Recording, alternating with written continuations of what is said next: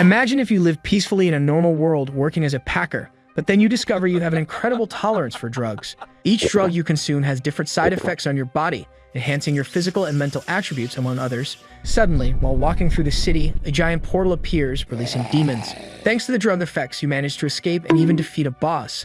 But not everything is smooth or drug-fueled. A new enemy will emerge. What kind of substances will they use to save themselves next?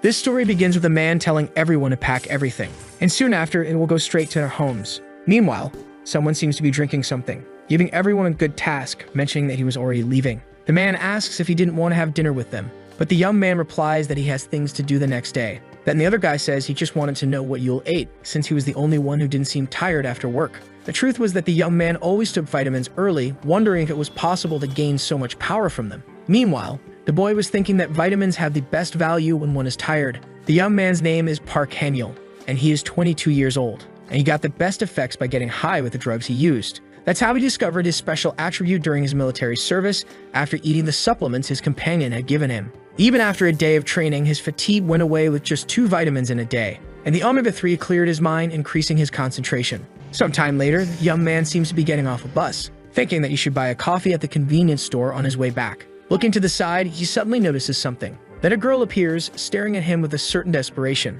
saying that this was the first time she was going to tell this to someone, and the protagonist in his thoughts assumes that the girl is confessing to him. Happy, the young man asks how he can help her. However, it wasn't what the boy was expecting, as the girl was just trying to deceive him, inviting him to a cult. As she walked away, the girl said she wasn't a bad person, and that her name was Han-yeol. Starting to run, the boy wishes her a good day, thinking that there were still people like that and that he was completely tired of cults and saints because of his own father. His father used to be a very stable person. However, one day he ended up saying that he had made a very important decision, deciding that he would make medicines to become a saint. After his father said those shocking words, he quit his job and moved to his parents' house in the countryside, and he consumed a mix of medications and other ingredients, but he was taken to the hospital countless times after having a stomach ache. Then one day he went into nature because nothing was working, leaving a ride, saying he would return with energy. However, that happened 20 years ago. That was when he, Park Han-yeol, was only 2 years old. While buying more vitamins, he thinks that it was a long time ago, and his mother went through hardships since his father had disappeared so long ago. Moreover, his father could have taken supplements like him instead of weird medications. As he leaves the store, he suddenly notices something strange, and a gigantic circle appears in the middle of the sky. Everyone around had no idea what it was. The protagonist, on his part, thinks that when he entered, he didn't see anything like that. But he didn't think it was some kind of art, assuming it could be a type of spaceship. At that moment, the ground begins to tremble. Several people around start panicking, and Park calmly observes the situation. As the ground splits, a hand starts to emerge from the crack, and a horrifying monster begins to rise. Standing before the protagonist, it seems to be a type of demon. At that moment, it starts advancing towards the boy. Desperate, he thinks he has to get out of that place. Then his heart seems to start beating faster, and a message warns that it will begin using the nutrients. The demon, about to attack the boy, hears that message, which again warns that energy has been provided. Thus, his senses and reflexes were enhanced. Then, in a matter of seconds, the boy manages to dodge the attack, feeling confused because that blow was very slow. Amidst the situation, he wonders what had happened, questioning whether by chance he had monstrous power like that all along, assuming that it could be because of those supplements. So for that reason, he could now flee easily. However, he notices that the other people around weren't as lucky, as they were being slaughtered by other demons, leaving Park irritated by what he was seeing. Starting to run, he thinks that in that state, he had a good chance of winning the battle. Soon after, he kicks the monster, which ends up flying out of the ground. At the same moment, both rush to grab the club, which successfully Park manages to grab, striking the demon on the head, thinking that it was much weaker than he had supposed. Soon after, several monsters charge at him. However, the protagonist defeats them one by one, and in a matter of seconds, he is already surrounded by bodies on the ground. Wondering what had happened, the boy then looks up, not believing what he was seeing, because a giant demon was standing before him, noticing his companions on the ground. Park thinks he should try to fight because maybe the demon could also be weaker. But in a matter of seconds, that monster was already attacking the young man. Then blood starts to gush. Meanwhile, several people were still fighting those demons. The man asks what would happen if the monsters went to that place, and the other says he's also scared, asking to close that door. At that moment, someone is thrown into that place, hitting the two who were inside the store. In front of them, a giant demon stood. Desperate, the young man begs not to be killed, begging for someone to save him. At that same moment, someone seems to be smoking a cigarette, and the system announces that the elixir has been consumed. In a matter of seconds, a protagonist charges at the demon, landing a kick on it, managing to throw the demon far away. And a very frantic pose of the protagonist appears. The system announces that adrenaline had surged in his body. Park, in turn, says they should start round 2, charging at the demon again, landing a punch on its face. Then he delivers a sequence of punches, but at that moment, the demon charges back. Even so, the protagonist manages to dodge, saying it seemed like he was still full of energy, landing another punch on its face, telling it to taste that, smashing the demon's face into the asphalt, successfully managing to defeat that demon, saying that it seemed like the cigarettes also had an effect on his body and hoped his mother was okay. However, at that same moment, the demon rises again, and as a consequence, it grabs Park's head, punching it and throwing him to the ground. But just barely, Park manages to hold its hand, delivering a punch to its stomach, which now finally and successfully knocks out the demon, mentioning that he was very tired and couldn't even move. However, he notices something else as the other people weren't able to escape from those demons. Quickly trying to get up, he finds he has no energy left, wondering where those demons were coming from and why they were attacking normal people, begging them to stop. Soon after, a demon grabs a man, and the protagonist was just standing there watching the situation. Then the demon was about to finish off that poor man. However, a person was in the air. Grabbing a piece of paper, they seem to cast a spell, managing to defeat several demons. Park, surprised, realizes they managed to defeat all the demons at once, wondering who that man was and if he was really a person. Then the girl says the protagonist did very well, asking how he managed to kill a demon like that without any training, asking who he might be. Meanwhile, the protagonist watches without any reaction. The girl says she needs to see how much potential he has, asking him to extend his hand. However, Park was still confused by all of this, but the girl seems to cast a spell that pulls his hand, which she then begins to analyze, not believing what she was seeing before her, thinking that it wasn't celestial or earthly. But still, it wasn't human, which could be explained as an irregular being. Although it's sad that this child was chosen, she couldn't allow someone to become a disaster that is left alive. Starting to use magic, she thinks she needed to get rid of him now. Then the boy thanks her for her help, saying that if she hadn't helped, something bad would have definitely happened. And for that reason, he didn't know how to thank that woman. Observing what the boy had said, she falls silent, thinking that it was a pity that his manners and his pure energy were a waste, throwing a pill into the boy's mouth, which as a result he ends up swallowing. Realizing it was very bitter, he questions what the woman had given him. And at that moment, the young man falls to the ground, and the woman replies that it was a medicine used to seal the center of his energy. Although it's not used to seal demons that can't be controlled, this was the only way to save his life, because one day his irregular powers will ruin his life and the world around him. Even though the boy might suffer, it was for a greater good, asking the boy not to hate her, and if fate allows, they will meet again. Soon after, that girl, without even saying her name, walks away, and the protagonist ends up falling to the ground, wondering what he had done for that woman to give him that medicine and what she meant by that word irregular, and if it had anything to do with his special attribute. Getting up, he asks not to make him laugh because if he didn't have those powers, he would be on the ground with his skull cracked open. Quickly, the young man goes to a store. Grabbing a supplement, he starts drinking it, and the system announces that the drug has been consumed. Park thinks that from that day on, he will use these powers to survive. Sometime later, the young man was already at home stocked with supplements, saying that hangover drinks also work on his body, remembering that the girl had mentioned a disaster and that the medicine she had given him must have some effect on him. But for now, he will grab everything he needs and head straight to his mother. At that moment, his phone starts ringing and a message from the government appears, saying that monsters were everywhere. And that message asks him to download the department's app to get more information about all that. About to download the app, the protagonist notices that the name was Special Precautions number 24, assuming they just created it because the design was terrible. Grabbing his phone, he starts scanning his ID, and the app announces that authentication was complete and that he would now be redirected to the app. At that moment, several strange letters start appearing around the boy. Not understanding anything, Park wonders what is happening.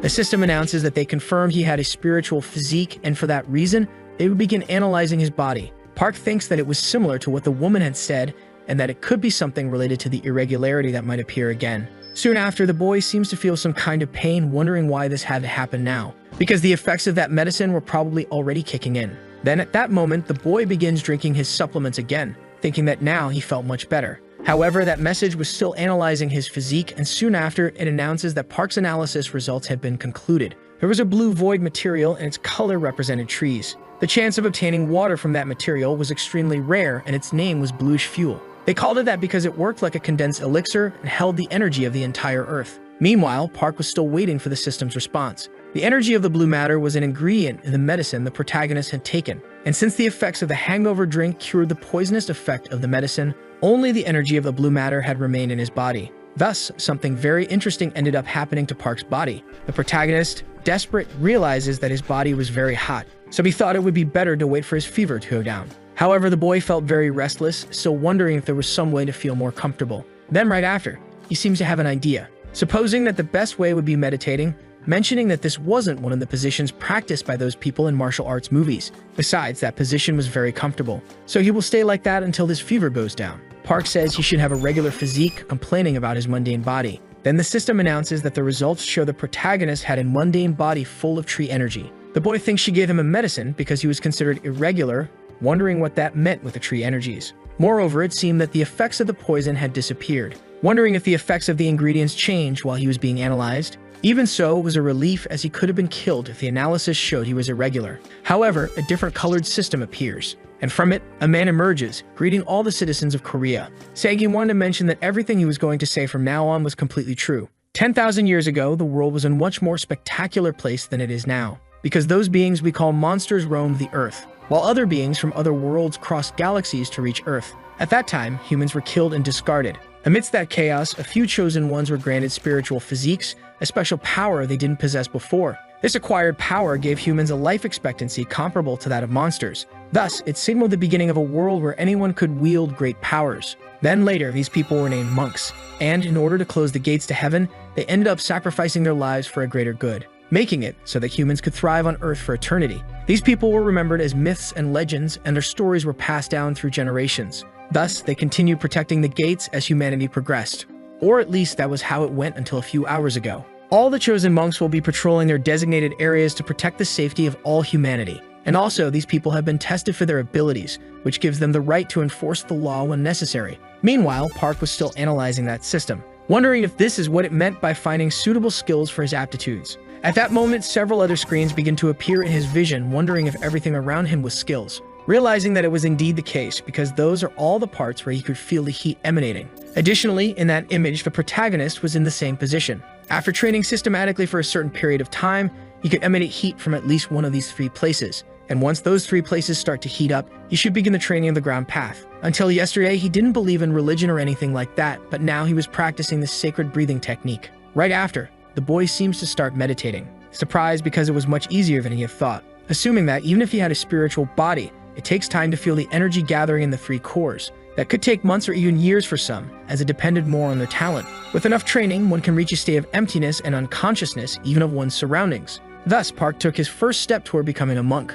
When he opens his eyes, he ends up confused because several plants were surrounding his body, wondering what all that was and how long he had been in that position.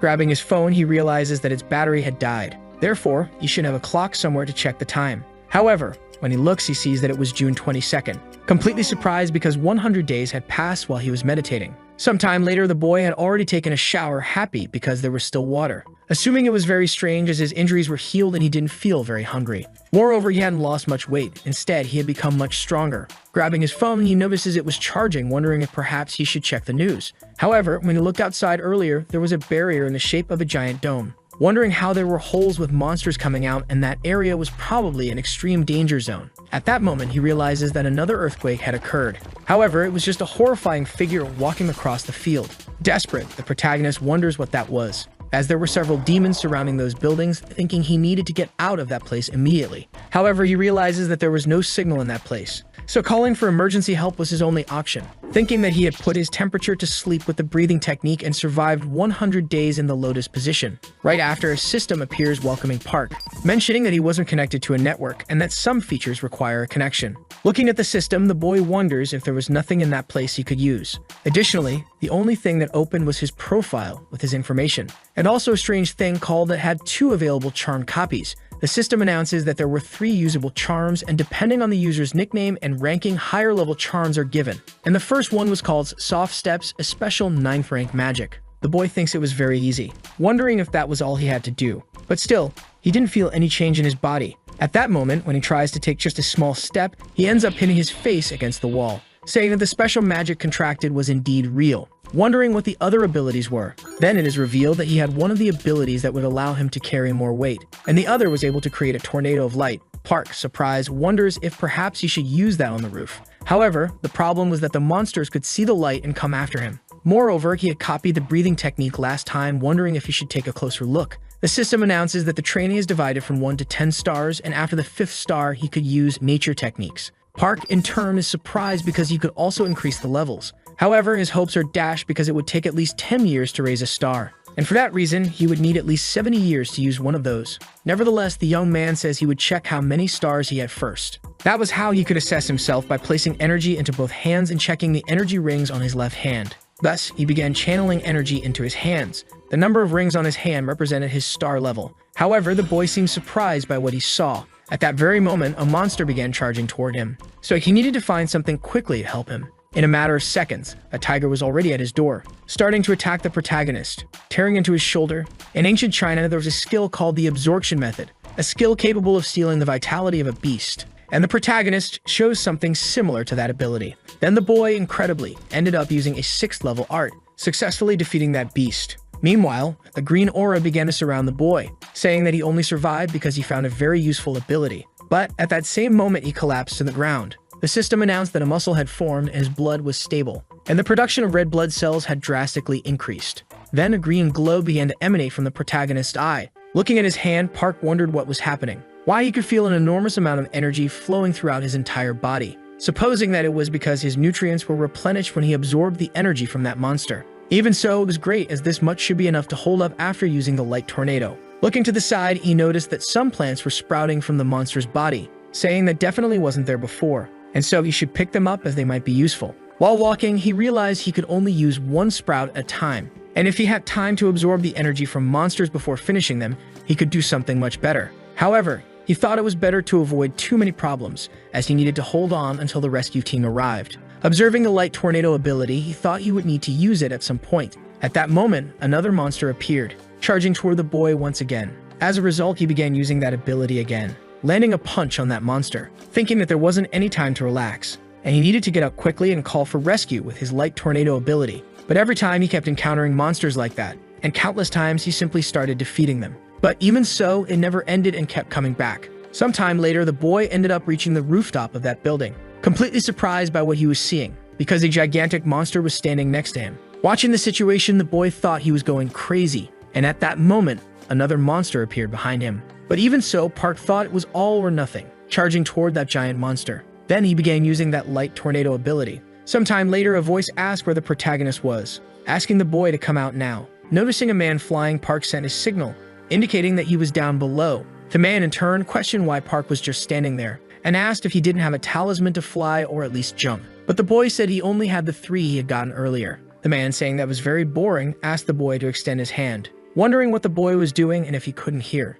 But the boy pointed out that there was a monster behind him. In a matter of seconds, the man seemed to use a talisman, effortlessly defeating that monster, telling him not to make him repeat himself and to extend his hand, asking who he was to be wandering around a restricted area, and if he didn't value his life. Park, about to explain what had happened, the man said it didn't matter because he didn't need to know that. So our boy thanked him for saving him. Leaving that barrier, Park thought it scared him, because there were countless notifications from his mother. But he understood that as he had been trapped in that place for 100 days, and he was very happy that his mother and his relatives were fine, thinking that many things had happened during that time, wondering how different everything could be now. Sometime later, the boy was in a building, telling his mother that he wanted to call her again, mentioning that it was nothing, as he had been lost but had found his way back, and for that reason, he would see her again in a few days. The other guy asked if he had finished his call, and the protagonist said yes, thinking he was relieved that his relatives and his mother seemed safe. Soon after, the man seemed to rush into the room, desperate, wondering if the protagonist was who he thought. Then the man introduced him, saying that he was one of the disciples under the command of the region unit.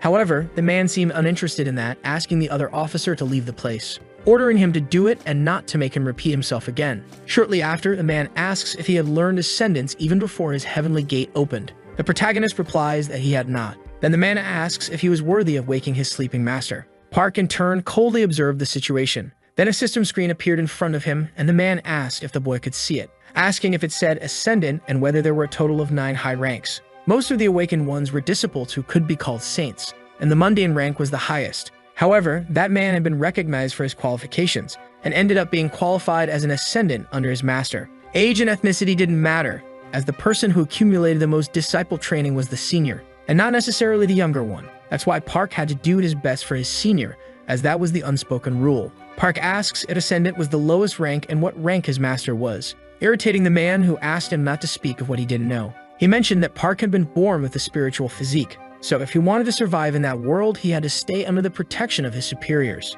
For that reason, there wouldn't be a second chance, and if he said that again, he would die. However, Park says he had heard that no one could change masters 3 times, so the man might have been following that master because he thought his way of speaking was very interesting. This left the man completely furious with what he had heard. But at that moment, a system screen appeared, showing all the protagonist's information, saying that he thought the man had mentioned that rank was the closest one after Ascendant. Standing up, Park says he needed to do his best for his superior. Sometime later, that man was arguing with his master, asking if he had treated his senior as he had been told, and if he was saying that he had handed over the technique he had used. Irritated, he says he was very foolish, because he wanted to say he inherited the technique of a bandit and lowered his head to that man. However, the man says that his performance range was greater than his own, which is why he was a high saint. His master says that it could be due to his body's condition. But the man says that if that were the case, he certainly could have an irregular physique. This leaves the man even more annoyed, questioning if he would keep saying such foolish things, and if he was implying that the boy was born with a mundane physique like the two of them.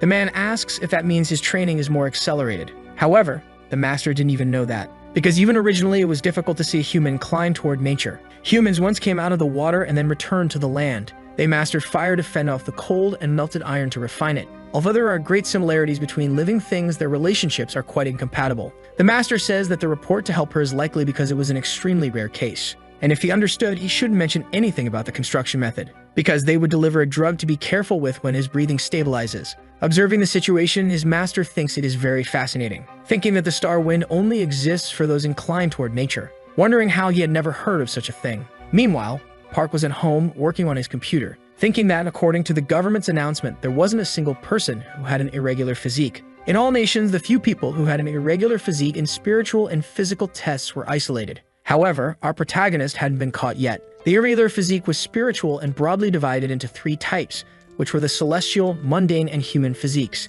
However, the 4th was an unpredictable spiritual physique that could appear. Even in the past decade, when saints disappeared, the monsters still tried to interfere in the world. Therefore, to prevent them from doing harm, the saints united and banished them from that place. For that reason, their existence was nothing more than legends and tales. Furthermore, there were 2 examples of that, because it didn't make sense to think that he should be banished as he wasn't a famous serial killer. While drinking his coffee, the system informs him that the drug was consumed, saying that even in that bag of brown rice tea, it's worth trembling when you see someone obtaining its maximum effectiveness. And he thought he had gotten a mundane physique result in the spiritual physical test, and because of that, the blue matter from Brazil was given to him. While he didn't know how long the drug would last, he was trying to find something with similar effects, but there was nothing reliable. For that reason, he thought there might be a limit to the information that could be spread to the private sector. But at that moment, the boy seems to have an idea.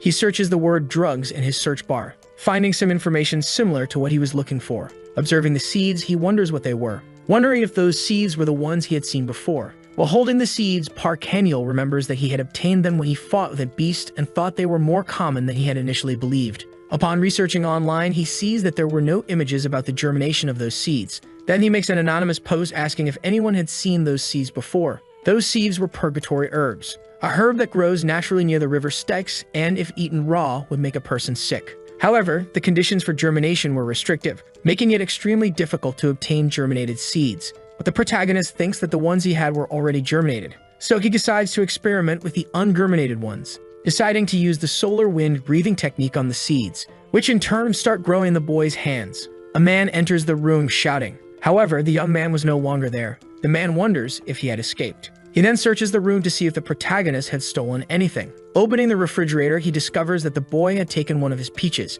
Elsewhere, Park continues experimenting with the seeds. Soon after, a small tree grows. Park Haniel says that he had only breathed for 2 hours and it had already grown a lot, admiring his accomplishment, thinking that through breathing, energy is exchanged with everything around him. As expected, the solar wind technique had the power to make plants grow, and if he continued cultivating herbs using that, he wouldn't have any problems living as an irregular. Then the boy consumes the sprout of the purgatory herb. While breathing, the young man thinks about how the heat was spreading similarly to the blue matter. However, the red aura disappears, and the protagonist wonders if he had done something wrong, trying again. But the aura disappears as well. Park Haniel says he thought it was working and wonders why part of it remained in his lower abdomen. He is confused, wondering if it was because the blue matter from the void was a higher quality drug. While chewing the sprout, he decides to try again. The red aura returns, but this time the heat was different. He then remembers what the internet posts said about yin energy. The purgatory herb had a yin nature, while the blue matter from the void had a yang nature. Park Han-yeol then wonders if this meant he needed to learn an energy absorption technique for yin energy.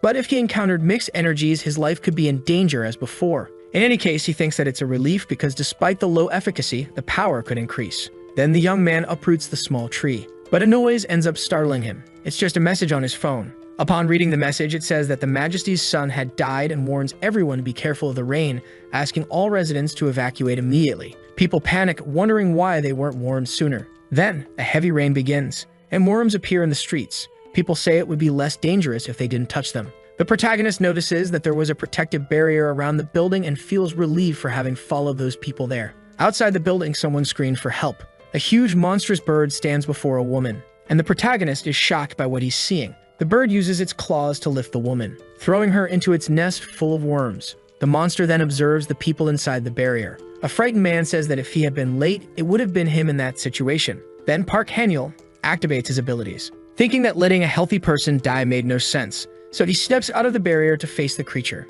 He lands a blow on the bird's head. It falls easily to the ground. The protagonist thinks that he didn't remember being that strong, and wonders if it was because of the purgatory herbs he had consumed earlier. But he realizes that the intense rain was the tears of the Dragon King, and the boy had consumed them. The water made the trees grow more and become stronger, because it activates and amplifies his energy from the element of nature. Now the boy could do anything. Therefore, he decides to use artifact refinement on his tree, which now became a demon slayer. Then the bird rises again, furious, and charges toward the young man. However, he defends himself, thinking that if he let his guard down, he would be pushed back and didn't have much time left before hitting the protective barrier, so he needed to hold on. Soon after, the creature opens a gap, and the boy takes advantage and attacks the monster. Realizing that the attack hadn't even scratched it, he wonders if it was because of the demon-slaying blade. The bird gets up again, its eyes fixed on the blade. However, it decides to attack the woman on the ground, but the boy saves her. The woman thanks him, and he replies that it was still too early for her to feel relieved. The bird becomes enraged upon seeing them trying to escape. It strikes them. The woman manages to return inside the barrier, but Park Han-yeol wasn't as lucky and crashed into a wall. However, the boy stands up, relieved as he had no fractures thanks to the layers, although the effect had worn off. The monster flies to attack the protagonist again. He smiles, thinking that a bird that big flying was a total farce. Then he realizes he couldn't run to the shelter anymore because the drug's effect was wearing off and he was already weakening. He wonders if he should plant sprouts. However, it would be difficult to use that against the monster. But since it was a gamble with slim chances of victory, he could use his trump card. The demon-slaying blade has the characteristics of both a plant and a sword, growing its roots into the ground. It takes time to exchange energy and strengthen it enough. But while the dragon's tears were falling, it was possible to increase the sword's power by using a technique that absorbs the rain and stores the energy of the subdued demon. Now the boy's sword was charged with lightning. Then Park Han-yeol charges toward the monster, landing a blow on the beast. Soon after, the monster's head gets stuck in a building. The protagonist takes the opportunity and cuts off its head. The people watching couldn't believe the boy had killed that thing. If someone had been killed by that bird, the authorities wouldn't have paid much attention. But that young man didn't hesitate to save someone in danger. They compared him to a superhero. People started recording videos of the boy. However, the protagonist is suddenly attacked. A man appears, asking if he knew what he had just done, because he had killed the bird that Miss Yua cherished, and burning someone like him wouldn't be enough punishment. The video of the protagonist being attacked begins to go viral, and criticism starts to emerge. A woman asks if her child had died, and if that man had burned the insolent one who killed her messenger. Her assistant responds that for now the boy had been detained. Yua says it seemed like everyone despised her, as they were only keeping that impertinent boy in custody. She becomes furious, ordering that all humans be told that if they didn't want to suffer her wrath, they should set an example and kill the boy. But her assistant responds that there was a report indicating that the protagonist's actions had become a trending topic. Therefore, the woman should be kind to the boy, as there was a great level of dissatisfaction with the new leadership. Yua says the rules of that world weren't fun, and the government's rules were frightening. She was sure of her maid had some way to calm her down, and the maid in turn responds that she had prepared a tribute to ensure Miss Yua's reputation wouldn't be tarnished. Yua then says she will wait for it. Soon after, the rain begins to stop, and the woman says the Dragon King had relieved his sorrow. It was just an illusion that transcendent beings were free from desire. Miss Yua grabs a package and thinks that the important thing was that she managed to obtain it. It was a piece of trunk. That fruit is called the treasure of fantasy even by the gods, and its flowers only bloom once every 3,000 years. It's a mystical tree that only grows in the orchard of the Queen Mother of the West. The peaches of the tree of immortality. Yua mentions that when the Queen Mother sacrificed herself to close the gates of heaven, the orchard disappeared. And if she could obtain a sprout from that bark, her name would replace that of the Queen Mother of the West. Park Han-yeol is walking down the street, remembering that a man had told him he had made all the deities look like bad people, and that from now on he shouldn't do anything that made him stand out. Then the protagonist looks at his hand, thinking that even though his sword had been confiscated, he was happy to have obtained that. That night, the boy had found a block of wood in the bird's body, and he wondered why that piece of wood had been stuck to the ankle of that monster. However, he realized that the trunk was alive. Soon after, that man appeared, and the protagonist managed to get a sprout before being attacked. So he wondered if he should try to cultivate it. A year later, a news report says that the government has taken various measures to purify the water. A man complains about the smell. He says the water problem is because of a monster, and that the government should deal with it first.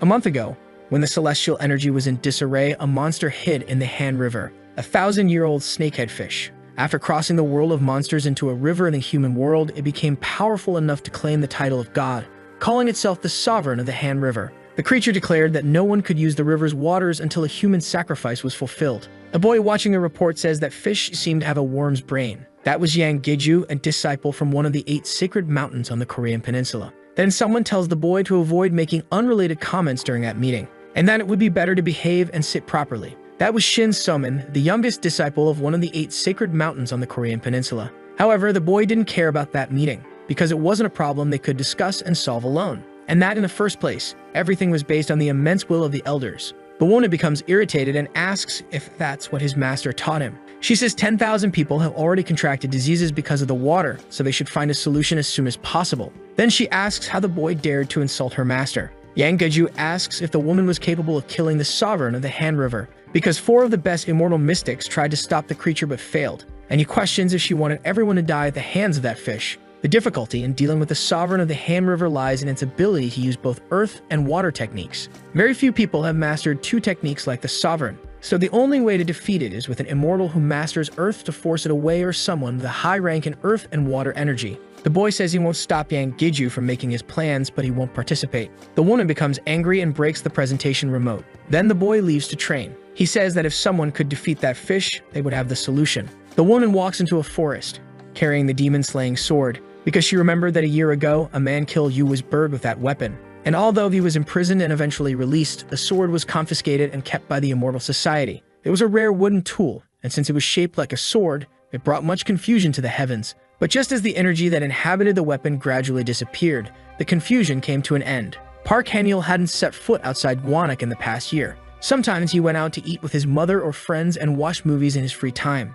The girl remembers that he had said he wasn't using any phone apps, so he wouldn't be able to calculate his achievements. Considering what Park Han-yeol had been through, it wouldn't be impossible. Then the protagonist appears, and upon seeing the girl, he turns a corner. Yang Jaiju thinks she can't lose him, and decides to follow him. However, she can't catch up with the boy, even running at full speed with the help of a talisman. As a result, she loses track of him. But Park Han-yeol reappears, asking if she was affiliated with the Immortal Society, and says he had no intention of running away. He was just surprised that the girl was following him. The girl notices that the protagonist was sweating, and wonders why he only used physical strength and not a talisman to get rid of her. Then she throws a phone to him. The device has its user changed. After that, Park Han-yeol shows his information. Yang Jeju discovers that he was still a high immortal but ranked below her. Park asks if Yang wanted to use his wood element to kill the sovereign of the Han River, wondering if the immortals really wanted that monster dead. That's how he saw things. Yang says no, because the reason her seniors hadn't taken action on that was that they wanted to see the juniors solve the problem without needing their help. The protagonist says that thousands of people were suffering because of it. Accepting the offer, Park asks if, by cooperating, he would be compensated, and if by any chance he could get his sword back. Yang asks how the boy knew about that. Park replies that by breathing he could interact with the trees around him, and that was the function of the technique he had learned. Yang thinks that's the reason Park could run so fast in the forest. Park then says he first wants to know if his curfew would be lifted as a reward. Yang replies that he was allowed to be rewarded, but attracting everyone's attention was a big problem, and besides, there was no one to promise him anything just because he had helped. Yang explains that the curfew was initially imposed by the superiors to punish Park for killing Miss Yuwa's bird, but now that incident could easily be resolved if she did everything to persuade that man, helping them get rid of the sovereign of the Han River. Sometime later, Park was already by the riverbank, and the other man asks why they needed to go to that place. He didn't know if Park had come to this place to try something, but it was the nuisance he had seen there because he wanted to see the creature. Yang asks him to calm down, as it was all because of the sovereign of the Han River, wondering what the protagonist could do in that situation. Taking the album out of his backpack, he thinks it was disgusting. He had prepared it for this moment, but he hadn't expected to use it so soon. However, the woman warns the boy that it would be dangerous to get any closer, but she ends up surprised by what the boy was doing. Park asks if she hadn't seen this in elementary school, as he used to germinate plants in his class. That plant was very good for purifying water quality, and now it was halfway done, with just the rest remaining. At that moment, a giant creature emerges from the lake. The protagonist grabs his sword and gets ready, saying he was about to start fishing for that fish. A thunderous roar echoes through the area. The creature declares that it was the god of that river. Therefore, it wasn't someone who would be obedient to another. It attacks the protagonist, who barely manages to dodge. Soon after, he seems to start casting a spell, hurling at the creature. Furious, it asks how he dared to do such a thing. But at the same moment, it gets hit by several projectiles from the protagonist, leaving the monster even more enraged. Meanwhile, Yang is still protecting the other men, thinking it was impressive, because by using the purifying plants, Park had completely drained all the dirty elements from the river's sovereign. However, if he continued at that pace, he simply wouldn't be able to win the battle. The monster says that despite his ability to deal with hard-to-see energy, his petty tricks simply didn't work. Attacking the boy again, who, as a consequence, seems to start falling into the lake. However, he throws more of those seeds to support himself, mentioning that this was the last one he had. Throwing it at the monster, the creature says that it was the tree that was struck by lightning, asking if Park intended to destroy its body with that little toy. However, Park says that it was a toy he placed in her heart, asking if she couldn't feel it. And at that moment, he starts diving again, saying they would see each other again. Beginning to cast a spell, he says it was a thunderbolt and lightning dart he made himself. Therefore, he couldn't just let the creature leave. He starts electrocuting the entire area, successfully hitting the creature, and a huge explosion engulfs the area, successfully defeating the creature. The protagonist says that now the air was much fresher. Standing on top of the serpent, he says he had committed a bad act again, attracting attention once more, and didn't think it would end well this time. The reason the mortals had neglected the hand sovereign was really for the sake of trials and growth. So all of this was for their disciples, not for normal people. Looking around, it seems he found what he was looking for, thinking it was smaller than expected. The inner core of water-based creatures, the reinforced crystals, were rebuilt in the hope of becoming a dragon. For that reason, he decides to take it as a reward for his mission. However, a man suddenly insults the protagonist, asking what he was doing. They quickly use magic to restrain him, asking if the boy knew what he had done. That man was the celestial king called Nakusha. The girl watching from above seems to recognize the man who was restraining the protagonist, remembering the words of that other man to just act like everything was fine until those ungrateful immortals found themselves in trouble and started complaining, thinking that the fact they had appeared like this and that the sovereign of the Han River had been subdued meant they had altered the fate of the Han River's death. The girl then greeted the man, saying she didn't know how the seniors had come to that place, and the man questioned whether it was worth saying that the place was safe or authorized, asking if she wasn't the disciple of Taebek, to which she quickly responded that he was correct. The man questioned whether she was saying that a disciple of such a master didn't recognize the gravity of the situation, because that boy she had brought had trained for only 1 year without any master. Even though the wood construction technique is rare, a man who trained without a master for a year used a technique strong enough to defeat a sovereign, asking if she wasn't doubting that guy's identity, and warning her that if she dared to open her mouth again, it would bring great humiliation to Taebek. Completely desperate, the girl seemed to understand the situation. The protagonist then began to laugh. The man asked if he had lost his fear, and Park asked why he would be desperate, wondering if he had done something wrong, because they were doubting him just because he had a unique ability, but unfortunately, this was the second time it happened, so he was already checking the app. However, it was only 3 minutes after the fish had died that they all appeared. Everyone around seemed confused by what the boy had said. Park said they should have been watching that fish closely, and judging by how they appeared right after its death, asking if they thought that if they had killed that fish, it would be well regarded by the public. And since they ruined everything they could have used to grow, they came running to that place in desperation. The boy, now completely irritated, told them to stop. Soon after, an explosion happened, claiming that it was the protagonist who caused it. However, he ended up surprised, because his attack had no effect. Park said he always aimed for the stomach, just like before, and then he pointed a sword at the man, who became completely enraged, asking if Park knew what it meant to point a sword at him, and if he had any last words before he died. However, to Park it wasn't as if he would die, because the man wouldn't be able to kill him. About to attack the protagonist, the man said that his arrogance reached the heavens, unleashing an attack on the protagonist. Then, a massive explosion occurred, and the man seemed surprised, because someone else had arrived to interrupt the fight, saying that the watchman should guard the garden, questioning what he wanted in that place. The name of that man was Baek, a high-level immortal from the 3 realms of heaven. Baek said he had a request for his lady. He hoped he hadn't interrupted their display of power, but this was just unjustified violence. And now, from what he saw, that boy was quite foolish, However, if they wanted to fight, he wouldn't stop them because both would have a bad reputation. But the boy had no justification, so please, they shouldn't get in the elder's way. And soon after, the two disappeared. Then the man asked why that lady had to call Elder Beck to save the protagonist. Sometime later, the young man seemed to be walking somewhere with Beck, asking if the young man knew he would appear and if that was why he had been so bold, mentioning that he would give him some advice, saying that he might think he was special, but uncommon arrogance leads to ruin. Hearing what the man had said, the protagonist remained silent, saying that he would keep that in mind, thanking the elder for his advice. Thus, a year and a half had passed since that day, and he still remembered how confused he was with all the setbacks he had that day. No matter how good his intentions were, they weren't well received by everyone. Therefore, he had prepared carefully since the story of the Han River Sovereign began to unfold.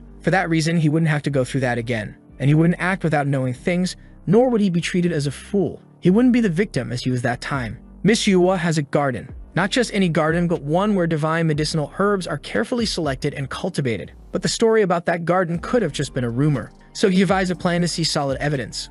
A plan to attract the attention of the lady who had the garden. That's why now he was prepared, standing in front of her. Yuwa asks if he had mentioned his name was Park and then questions if the young man knew what those were. The boy responds that they were seeds of the purgatory grass. The woman says that such a precious thing had been discovered by mortals repressing it on the black market. She had investigated the seller to punish him severely. Sensing the gravity of the situation, the protagonist kneels, admitting that he had sinned gravely. He explains that he had no choice, as his living conditions were very poor. However, the woman asks him to lift his head, saying that it was all fine now as he had paid for his sins. But she only showed mercy so the punishment would be balanced, because the price for killing her bird wasn't light. Yet, she would show mercy once again. She then asked why he didn't work in her garden, because she personally had a garden that cultivated grasses and herbs. And if the boy was capable of cultivating purgatory grass, he certainly had enough skill to cultivate common aquatic plants that had purified the poison of the sovereign of the Han River. Park thanks her, saying she thought so highly of him. But the reason behind his plant cultivation was all due to the technique he had learned.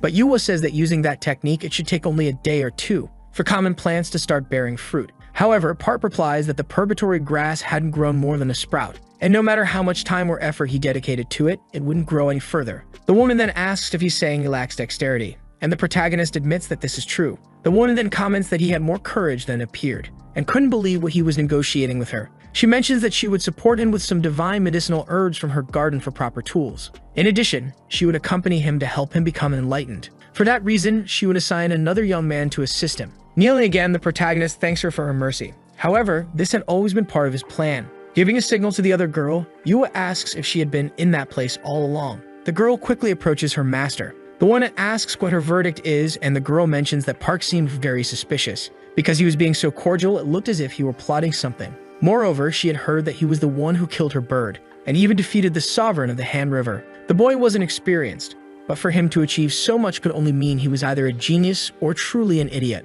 The girl asks if her master knew he had been scheming from the start, but still accepted him.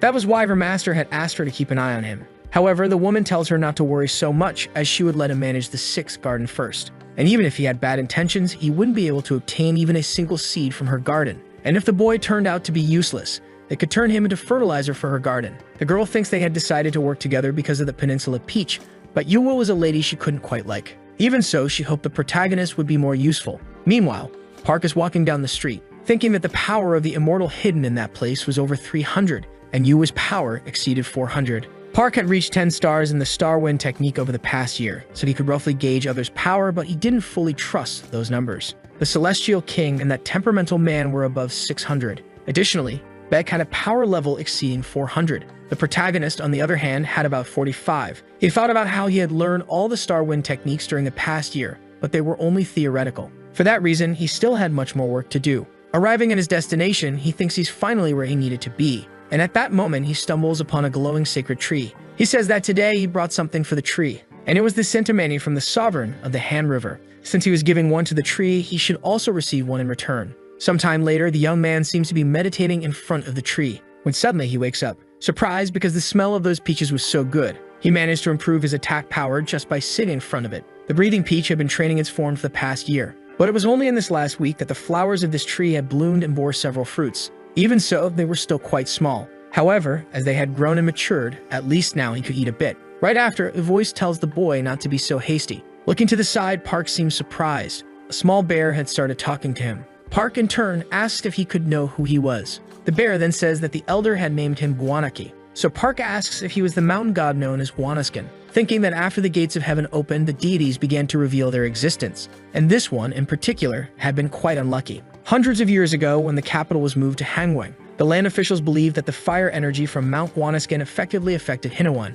By adding water energy using the mythical statue of the unicorn lion, along with the excavation of the Blue Lagoon, among other things, they constantly awakened the energy of Mount Wanaskin. That's why this bear was only half his height. Park mentions that he had been training in that place for over a year, so he thought he would have already met him. However, he had only encountered him at that moment. The bear explains that it was because he didn't see any reason to interfere with a devotee who was training. Park wonders if the bear's goal might be the peach, but since the tree had distorted the area, he couldn't enter the barrier. He asked the bear to wait a bit because he just had to eat something. However, the bear again asks him not to do that, asking if he hadn't heard what he just said, because it would be very reckless. The tree's energy is centered in the fruit, and if he took it now, the tree's protection wouldn't work at all, asking what the boy would do if the people who were watching the tree took it. Park asks if the bear was going to steal the tree, and the bear asks if he looked like a thief. But it wasn't just him. Sooner or later, some people would notice the existence of that place. And right now, there's someone at the end of the hill waiting for the protagonist. Looking up, Park notices the giant barrier,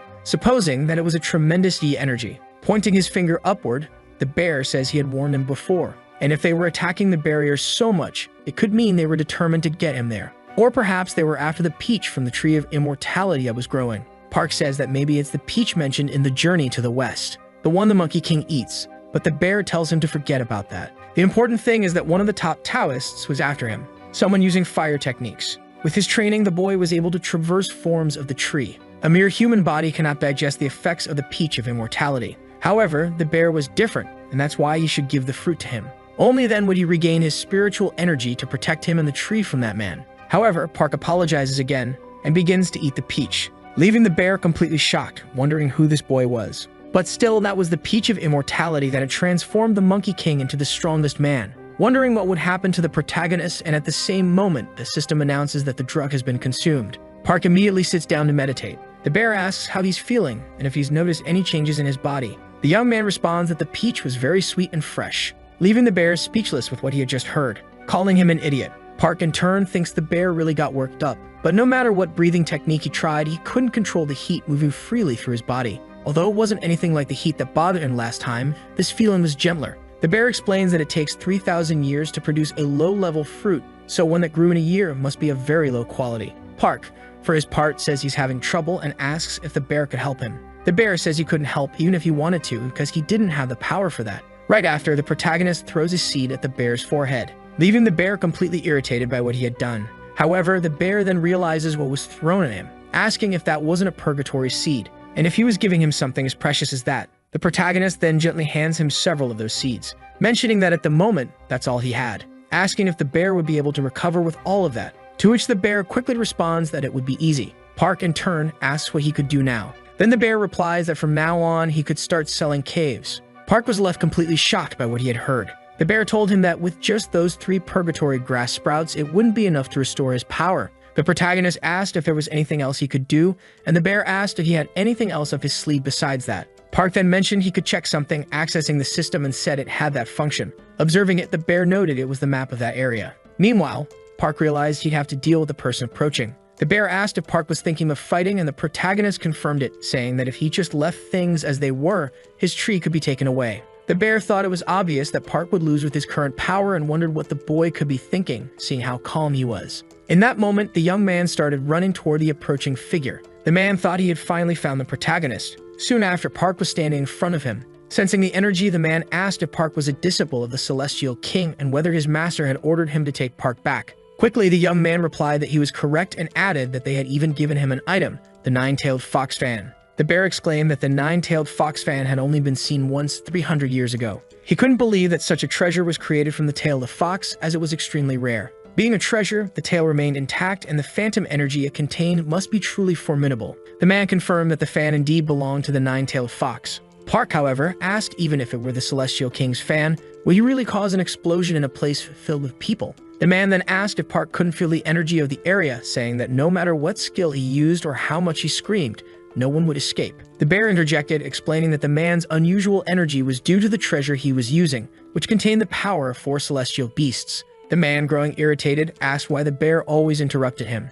However, Park didn't even know about that. Angry, the man said even that small creature was interfering, asking why the bear was always getting involved in his affairs. And instead of taking the life of the fish, he would take Park's life. Watching the situation unfold, Park thought that his power had momentarily reached close to 105 times stronger than his initial power with that sacred item. It felt like an item from a fantasy game purchased with money. So when shit arrived, he spread his energy across the mountain, lowering his abilities. Park didn't believe he was truly gathering energy. Realizing the situation, the protagonist started using one of his skills called wind distribution, thinking that he was gathering the energy he had distributed. In a matter of seconds, the man launched an attack at the protagonist, which Park simply shattered. The bear was left speechless by what he had witnessed, wondering if such martial arts techniques were even possible. Park asked if he had mentioned before that no matter what happened, nothing would leave that place. Because if someone was trying to brandish their weapon against another, they had to be prepared to face a counterattack. The man, shocked, asked how a bastard without proper teachings could dare challenge him. But at that moment, something strange started happening. A blue glow began to surround the boy, and immediately, the young man collapsed, unconscious, onto the ground. Park approached to check if the young man was okay, saying that when he recklessly wielded the fan, hoping to obtain power greater than his own, his soul was absorbed into it instead of his power. However, Park didn't fully believe that was the case. The bear commented that if the right person had achieved this, the entire mountain would have blown up. Park wondered if a sacred item was truly that powerful, and if it was, he needed that item. Suddenly, an explosion erupted. It seemed the man from earlier was attacking the barrier. Grabbing his disciple, the man said it was an unbelievable mistake. He couldn't believe that a disciple of the Celestial King had become a fool in his domain, and it was clear that the child would not be able to escape the wrath of the Celestial King again. Even if he were the commander of the Immortal Society or a master of the Red Martial Arts, it was nothing compared to the 8 sacred monks. Park in turn said that he had done everything purely in self-defense. Park thought that self-defense also applied to the man attacking him, and he began to prepare his counterattack.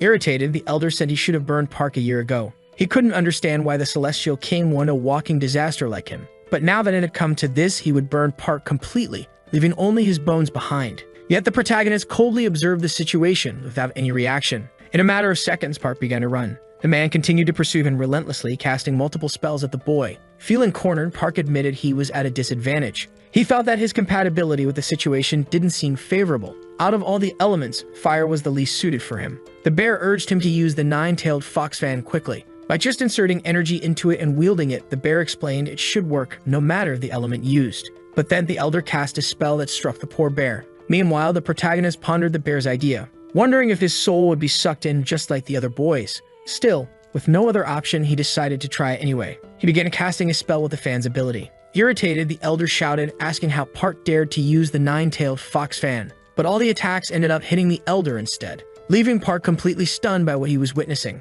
This was truly the power of a sacred item. He wondered where the man had gone. At that very moment, Park was struck from behind. He suffered a severe wound, suspecting that one of his organs had been injured. Rising amidst the flames, the elder said it was pathetic. Not only had Park turned the Celestial King's disciple into a fool, now he was using the 9-tailed fox fan. Park couldn't believe he had survived. He questioned how so-called immortals could be like this. The elder started casting multiple spells at Park, declaring that this would be his end. The spells hit the poor boy, dealing him a fatal blow. The elder mentioned that he wouldn't let Park use those dirty tricks again, and so he would take him to the Celestial King. The young man, overwhelmed, wondered if this was the moment he would die. He supposed that if his body had been fully restored, he could have won. However, he was confused as to why the pain had suddenly vanished. Then a peach began to float in the air. The system announced that the drug analysis was complete. A long time ago, the Monkey King sought freedom from interference, and so he obtained his skin. He wasn't harmed by the many sacred items wielded by the Celestial Realm. He endured 49 days on the Eightfold Celestial Path. Even under the pressure of Buddha's 5 fingers,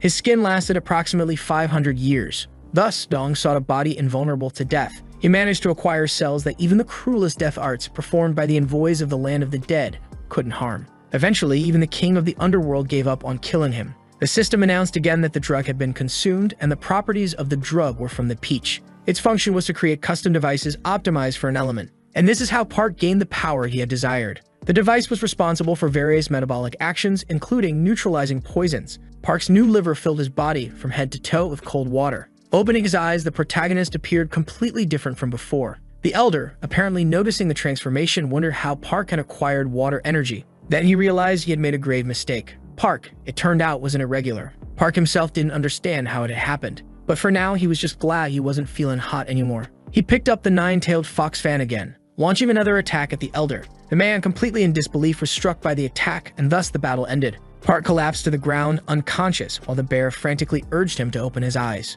As Park slowly regained consciousness, the bear asked if he was back to his senses. The bear remarked that he didn't want to discuss what had happened, questioning if Park should leave the place filled with water. Park, still confused, looked around. He realized that the entire area was submerged in water. He couldn't comprehend what was going on. Checking the elder's body, Park muttered that he had heard about a flag that acted as a remote control for the barrier, wondering where it was. Observing the situation, Park seemed surprised. He then found a kind of red talisman. The bear, on the other hand, said that it was a treasure pouch. In summary, it was a magical bag created to store small and large items. However, the bear reminded Park that this was no time to be playing around, as he bet there were several people heading toward their location. As Park carried the man on his back, the bear asked where on earth he was going. Realizing he had dropped the man on the ground, the bear questioned what Park was thinking. The bear warned that if they stayed there, others might discover the location of the tree. Starting to cast a spell, Park calmly asked the bear to relax. Using his magic, Park seemed to be planning something to deceive their pursuers. The bear was astonished by what he was witnessing.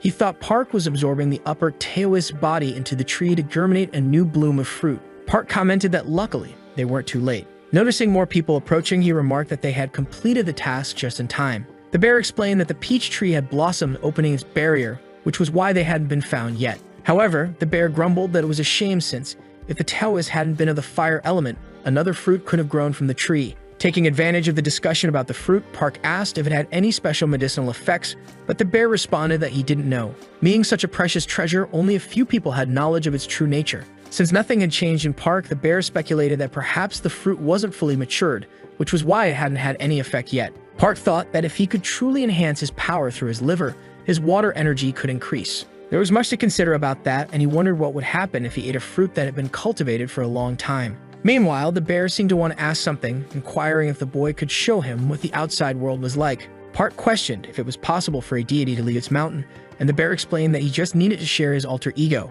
However, the bear needed power to do that, and Park thought the bear would cling to him like gum. The bear, however, said he had no other way to implode and follow Park. Now that their paths had crossed, the bear said he could see the world and all the good things through him. Observing the situation, Park seemed to accept the bear's offer. But in return, he demanded something that the bear had. Without hesitation, the bear handed over a weapon to the young man. As Park examined it, the bear began to explain that for a long time, including across the Korean peninsula, there had been a presence that appeared throughout East Asia. This presence was a fantasy race with intellectual abilities called goblins. Not only did they possess excellent basic skills, but they also had a spiritual physique. Their nature was remarkable, as they had exclusive weapons that refined their abilities. These were the goblins' helmet and club. As Park continued examining the weapon, he asked if he could use it, as he thought the book said only the original owner could wield it. The bear confirmed this was true, but added that it was an important treasure that could be exchanged with a goblin for anything. The helmet and the club were not items that could be crafted twice. Losing either one meant the owner lost half of their power. Park remarked that if the bear still had it, it meant he didn't even know who the original owner was. From what the bear had said, Park thought it didn't sound bad. Accepting the club, Park said they would start traveling together, making the bear happy. Park then said that now they should focus on working for the Lady of the Garden. But before that, he would collect the special items from the unconscious people around. Meanwhile, with the upcoming Hibuji 22 summit scheduled for the 31st of that month, the government had made special plans to meet privately with the heads of high-ranking states. A man mentioned that he had heard the summit's reason was related to something called the Tower of Marbling. However, Park corrected the man, saying it was called Babel. The Tower of Babel was an unprecedented structure built by ancient humans to reach the heavens. Although it differed slightly from a myth of the past, the Tower of Babel had existed long before the gates of heaven were closed. And in the current dynasty of the Immortals, it was to be rebuilt according to Babylon's design. However, if the tower were rebuilt through this project, all the world's languages could be disrupted. It was clear that this would have its advantages, but the consequences would also be significant. For one, many businesses were built around translations. Park thought to himself that this was another global story unrelated to him, concluding that this world had nothing to do with him. In an instant, an accident occurred. Quickly, Park got up, questioning what had just happened. However, he was surprised by what he saw. The girl from before was standing in front of the car, ordering him to get out of there. She introduced herself as Jaxianbi and mentioned that she had been asked to help him for the moment. However, if he involved her in any stupidity, he would regret it. The boy, in turn, promised he would be careful not to do that. Shortly after, the bear, now transformed into part of his phone case, muttered the name of the girl again, whispering that the protagonist was in for a rough time. Park asked if the bear knew the girl, and the bear replied that he knew her just a little. The bear then asked if Park wanted to know her weaknesses. He explained that the girl simply adored handsome men, leaving Park completely confused by what he had heard. A long time ago, on Jeju Island, Mondorian, the son of the deity called Mun, was famous for his beauty. Jaxiambi, however, was an ordinary girl. She encountered the man while he was bathing, and as a result, her spiritual physique awakened, despite the gates of heaven being closed. Returning to the present, Park couldn't believe that story. It seemed too impossible. The bear remarked that sometimes people awaken when their body and mind experience a great shock. These individuals were chosen and nurtured by deities in the human world. Since Jaxiambi had the same celestial physique as the Mun family, the other man had accepted her offer. Thus, Jaxiambi pursued that young man. However, it was clear that Mun did not recognize the girl, who was an immortal without a patron. The girl, completely furious, questioned why she wouldn't have reasons to be acknowledged. And for that reason, she vowed to give Mun enough reasons to notice her. In less than 100 years, Jaxiambi had conquered Jeju Island. She became known as the Chosen Flower, who would reach the heavens and sweep across the world. After establishing a dynasty, Jaxiambi formally proposed marriage to Mun. However, her father, fearing the girl's power, devised a way to banish her. As she prepared for the wedding, dreaming of a happy future, she was betrayed. On the day of the wedding, a conspiracy unfolded against her. Assassins came to kill the poor girl, not her beloved, but murderers armed and ready. Enraged, the beautiful woman destroyed everyone who conspired against her. Even though they used the deadly Sura flower of extinction technique, they couldn't escape. Thus, the battle of that day became known as the Great Battle that almost sank the island. But in the end, she was the only one who lost. For that day, she had been betrayed by her own love. Aiming to use her abilities, some regions tried to approach her. They sent young, handsome men, as the rumors said she liked that. But none of them could escape death. The bear asked Park if he didn't feel relieved, considering the girl had no reason to hate him, because after all, the protagonist wasn't exactly handsome. This irritated Park, who asked if the bear wanted to be sent back to the mountain. Shortly after, the girl asked what Park was doing. They had already arrived at their destination. Climbing the stairs, Park apologized for the earlier incident. The woman explained that there were 6 gardens in the castle, each numbered from 1 to 6. Among them, the only place Park could stay was the 6th garden. Park assumed the 6th was the worst of them and didn't expect to have access to precious medicinal herbs right away. But even so, he was shocked by what he saw. He couldn't believe there were 2 suns in that place. He questioned why such a place was so miserable. The woman explained that each gate had a different space-time, a different realm within that world. From now on, the protagonist would be the lord of that place responsible for cultivating crops. Park asked who the previous leader of the place was, and the girl questioned if he really thought there had been one. The place had been closed since the death of the last lord 100 years ago. The young man thought that as the world changed and the number of mortals increased, the value of herbs rose due to the increased demand. The girl mentioned that just because Park was in that place didn't mean he wouldn't be well paid. When harvest time approached, he could make a lot of money, especially since there were no other gardeners. Shortly after, the girl bid him farewell. Park's phone suddenly started ringing, causing him to drop it on the ground. As a result, his phone's wallpaper became visible. In that moment, a flashback of what the bear had said earlier flooded Park's mind. He quickly muttered that he respected the girl. Sometime later, Park opened his eyes. Meanwhile, the bear was munching on something, remarking that Park had finally woken up. He noted that the boy had been out for nearly 2 hours. Park asked what had happened, and the bear replied that it was a clean hit. It was the first time he had seen someone perform such a move without using a technique. Even though the 6th garden was the worst among the others, only carefully selected seeds were cultivated there. The bear suggested Park should take advantage of that. Park reflected that the girl had said she would observe while the place was maintained until the next harvest. If he demonstrated some skill, he might be able to request the cultivation of more valuable plants. For example, the peaches he had eaten before, or perhaps something even more precious. He considered using the 6th garden to further strengthen himself. Therefore, he wouldn't let anyone touch it or harm his family in this world of untamed mortals. But to achieve that, he first needed to do something about the wasteland before him. Looking around, he realized the place was a complete mess. Reaching into his backpack, he found that his belongings were completely burned, but he already knew that, having overused them in his last battle. He mentioned that his sword had saved his life countless times, thanking it for all it had done. The bear observed Park, astonished by how sincerely he prayed. It was just a plant, but it could light up the sky without regret. At that moment, the sword transformed into a giant tree. Its roots began to envelop the entire area. The bear, shocked, wondered how such a thing was possible. He thought the burned spirit would take at least a month to restore itself, but it happened so quickly. Meanwhile, Park ordered the other trees to rise. Using his ability, he summoned wooden monsters. He instructed them to handle the agricultural tasks. The group started analyzing the trees. The bear remarked that it was incredible. Park had summoned the living spirits of the trees, something even high-ranked immortals struggled to do. However, Park said he needed to rest now, having used a lot of energy. While Park entered the house, he marveled at how much larger it was than he had imagined. He sat down to meditate, thinking he needed to regain energy using his breathing techniques. He soon became completely focused. But suddenly, he stood up. He was certain he felt a plant responding to his breathing. He supposed it might be under the floor, so he decided to use the remaining seeds to uncover whatever it was. He began digging into the ground, leaving the bear utterly surprised, asking what the boy was doing. In that moment, something appeared among the rubble. Suddenly, an explosion occurred. Park, shocked, analyzed what had been buried underground. He questioned what the red circle was. The bear explained that it was a blood barrier, and whoever made it must have held immense, uncommon resentment. Park thought the pulse had been coming from beneath it. He wanted to break the circle. He began attacking the barrier. Then, to his astonishment, he uncovered a secret chamber beneath the ground. The chamber belonged to Park, the Lord of the Sixth Garden, also known by his pseudonym. From then on, the next Lord of the Sixth Garden would tell of the atrocities committed by the Lady of the Castle. One day, on his way home after parting with a friend, he accidentally wandered into a shrine, and a guardian deity there had been possessed by a ghost. At the time, unable to do much, a kind scholar passing by helped him. The scholar successfully exorcised the ghost from him. After doing so, the man mentioned that Park would soon be fine. However, if a ghost had latched onto him, it meant his spiritual physique was awakening.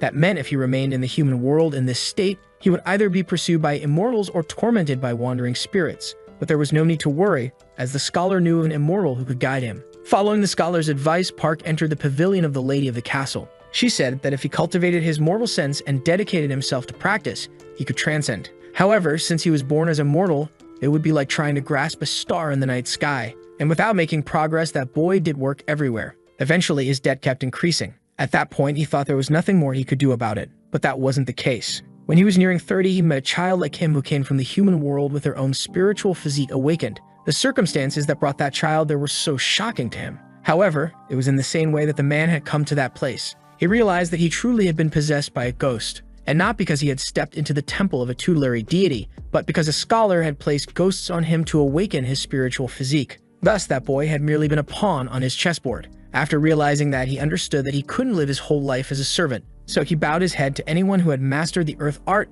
and begged to be trained. However, even after gathering and learning all of that, his mortal body, which had no power, grew weak as he aged. And in that state, he was given a nickname. They called him Foxtail Grass. Whenever he bowed due to his hard work, they said he looked like the grass that grew everywhere. And so he received that pseudonym. When that happened, he truly thought about the end of his life as he felt utterly powerless. Then a miracle occurred. That lady rewarded him with gratitude for sacrificing so much. Thus, he was chosen to be the Lord of the Sixth Garden. There was no way he couldn't feel moved by that. He vowed never to forget the lady's grace and to fulfill his duties as the Lord of the Sixth Garden until the day he died. From that day forward, he dedicated himself to mastering the earth dragon art of the Sixth Garden. As a result, his power grew day by day, and he finally reached the point where he was on the verge of becoming an immortal mystic. However, even though he achieved so much, his body had grown even weaker. Only then did he understand the secret of the earth dragon art. Its effect was excellent, but it was being absorbed by the medicinal herbs of the Sixth Garden surrounding his body. Without realizing it, he had become a living fertilizer. He realized that his life wouldn't last much longer. Reading the book, Park was shocked, thinking that he had only seen such things on TV and that immortals were really capable of doing that. He said that, although he had assumed as much, he had nothing in common with what had been described. The bear said it was a common practice, as immortals used such acts as a way to maintain the immortal realm. Annoyed, Park wondered if that meant he could end up like that man. And if someone had the ability to break through the barrier that man had created with his blood, there was no doubt that person was capable and exceptional enough to burn down the cursed pavilion. For his juniors who were in the same situation as him, he should escape with the stolen treasure, risking his life to protect it. Park wondered if perhaps those things belonged to the people mentioned in that testament. As he looked through the contents, he realized they were mandrake seeds cultivated by people of color across the oceans. Picking up another object, Park asked what it was. The book didn't mention anything about it, and the bear responded that it was like a container where people in temples drew lots. Park was surprised, realizing that the beats he had been hearing weren't coming from the seed, but from that object. He wondered if he should use them to cultivate something. Suddenly, an explosion occurred. The object seemed to resist growing along with him. Picking up the object again, he asked what it was. He said it felt familiar, questioning whether it was a blade shaft. The bear then revealed that it was a sword. Meanwhile, the lady seemed to be analyzing something. She remarked that the man had indeed traveled to that place. Then a girl appeared. She said she knew it was rude but insisted they act first because it was an urgent matter. She mentioned that she had heard Yunwa had a treasure in her main palace. That's why she wanted it to be returned. The seven-branched sword was a very strange item, and it was valuable even in the place where the sword was made. That place originally was a country that couldn't establish itself. This was because among the three kingdoms, only Baksh didn't have enough power to support the creation of a nation. The city of Silla was the first to be created by a man who possessed an irregular physique, and the city of Goguryeo was created by a saint the son of the previous lady, with the blessings of the ancestral spirits of the Korean peninsula. However, King Onju ended up raising that man through human power without any supernatural ability or past. He eventually awakened his mundane physique and belatedly acquired the gold element. Thus, he mastered a martial art, learning to manage his energy on his own, and though King Onju was human, he was a rare genius. That man was at his peak due to King Onju's abilities, but over time, due to the lack of skill in subsequent kings, Baekje eventually declined. Even the traces of its existence faded over the years, but one thing remained standing. He was compared to the genius King Onju, a saint prince who extended Baekje's power to the continent and the archipelago. Moreover, the seven-branched sword was a masterpiece created by the saint prince, a precious item that could be ranked among the great sacred artifacts. Returning to the present, the woman asked if they had received the blade before, and the girl responded that was all they knew so far. In the past, there was a record that when the king was about to present the sword to the celestial king, a messenger carrying the sword died of natural causes. However, fortunately, the ship carrying the sword was recovered safely, though the blade was never delivered to its country. The lady, in turn, questioned whether the girl was implying that the seven-branched sword possessed some kind of axis. She mentioned that it was very strange, as it seemed she had realized the existence of an axis a long time ago. She wondered why the girl was inquiring about it only now, but the girl replied that she had not come to ask meaningless questions. In the name of the sanctuary, she was there to propose a celestial lease for a period of 6 months. Understanding the situation, the lady of the garden asked what the conditions were. The other woman stated that they would wager the blade of the seven-branched sword in the middle of that battle. She requested that if they did not win, they would be allowed to take something from the lady's property. And if the axis of the seven-branched sword was found there, she promised not to take anything else. Shortly after, the lady of the garden accepted the offer, asking to add one more condition. After that event, 6 months had passed. A group of people was discussing the matter, and they were planning to broadcast the next celestial fight in real time. Moreover, the lady herself had said she would reveal it, and another man asked why they would broadcast it. While it was entertaining to watch, they were almost at the sixth garden. They should avoid causing discord with the lord of the sixth garden while approaching their progress and refrain from making any trouble during the visit. Sometime later, the group arrived at the location. They were completely surprised by what was inside, since the place had once been desolate. Meanwhile, the protagonist in the background was eating while reading a book, noticing that the guests had arrived. The young man, in turn, seemed shocked by what the protagonist was doing, as he was relaxed and eating while observing them. He asked Park to at least show some respect in their presence. Quickly, Park stood up and greeted them, mentioning that his name was Park, the lord of the sixth garden. The other boy introduced himself, saying his name was Lee, and he was there to report the garden's progress. Showing a system window on his phone, Park asked why his juniors insisted on calling him their senior.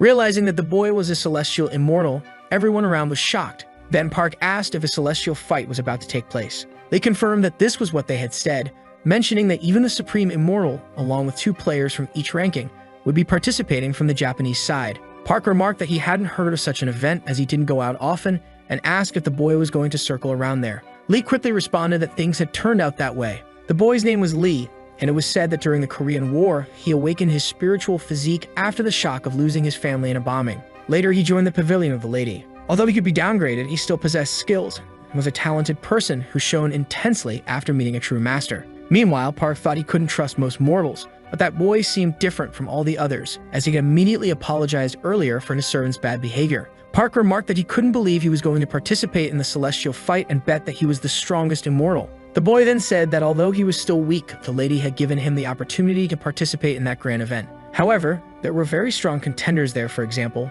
one named Go, who was nearly a pure immortal and was said to be related to the bloodline of the lady's son. He mentioned that he was lucky to be in a celestial fight against someone like him. Meanwhile, Park seemed to be analyzing that boy from earlier. The group associated with the lady seemed to be discussing something, mentioning that the sanctuary had accepted their proposal. The mortals supported them so much because they had killed some creatures, and if they played an active role in the matter of national pride, they would receive more donations and praise than that girl who had previously slain a creature. At that moment, another woman appeared to interrupt the conversation, mentioning that the lord of the sixth garden had gone to meet her. However, the lady asked to keep him waiting, as they were having a family meeting. But the woman said that the protagonist had said something that had greatly angered her. Standing up, another boy became furious, questioning if that newcomer dared to challenge him. However, the lady said that in her view, it wasn't bad to deal with the protagonist. There was a rumor that he was staying in the celestial rank on purpose because he was afraid to compete with others. So if the boy didn't like that kind of rumor circulating, he should accept the challenge and show his best skills. Observing the situation, the lady of the garden said the woman was right, asking if he could defeat that boy.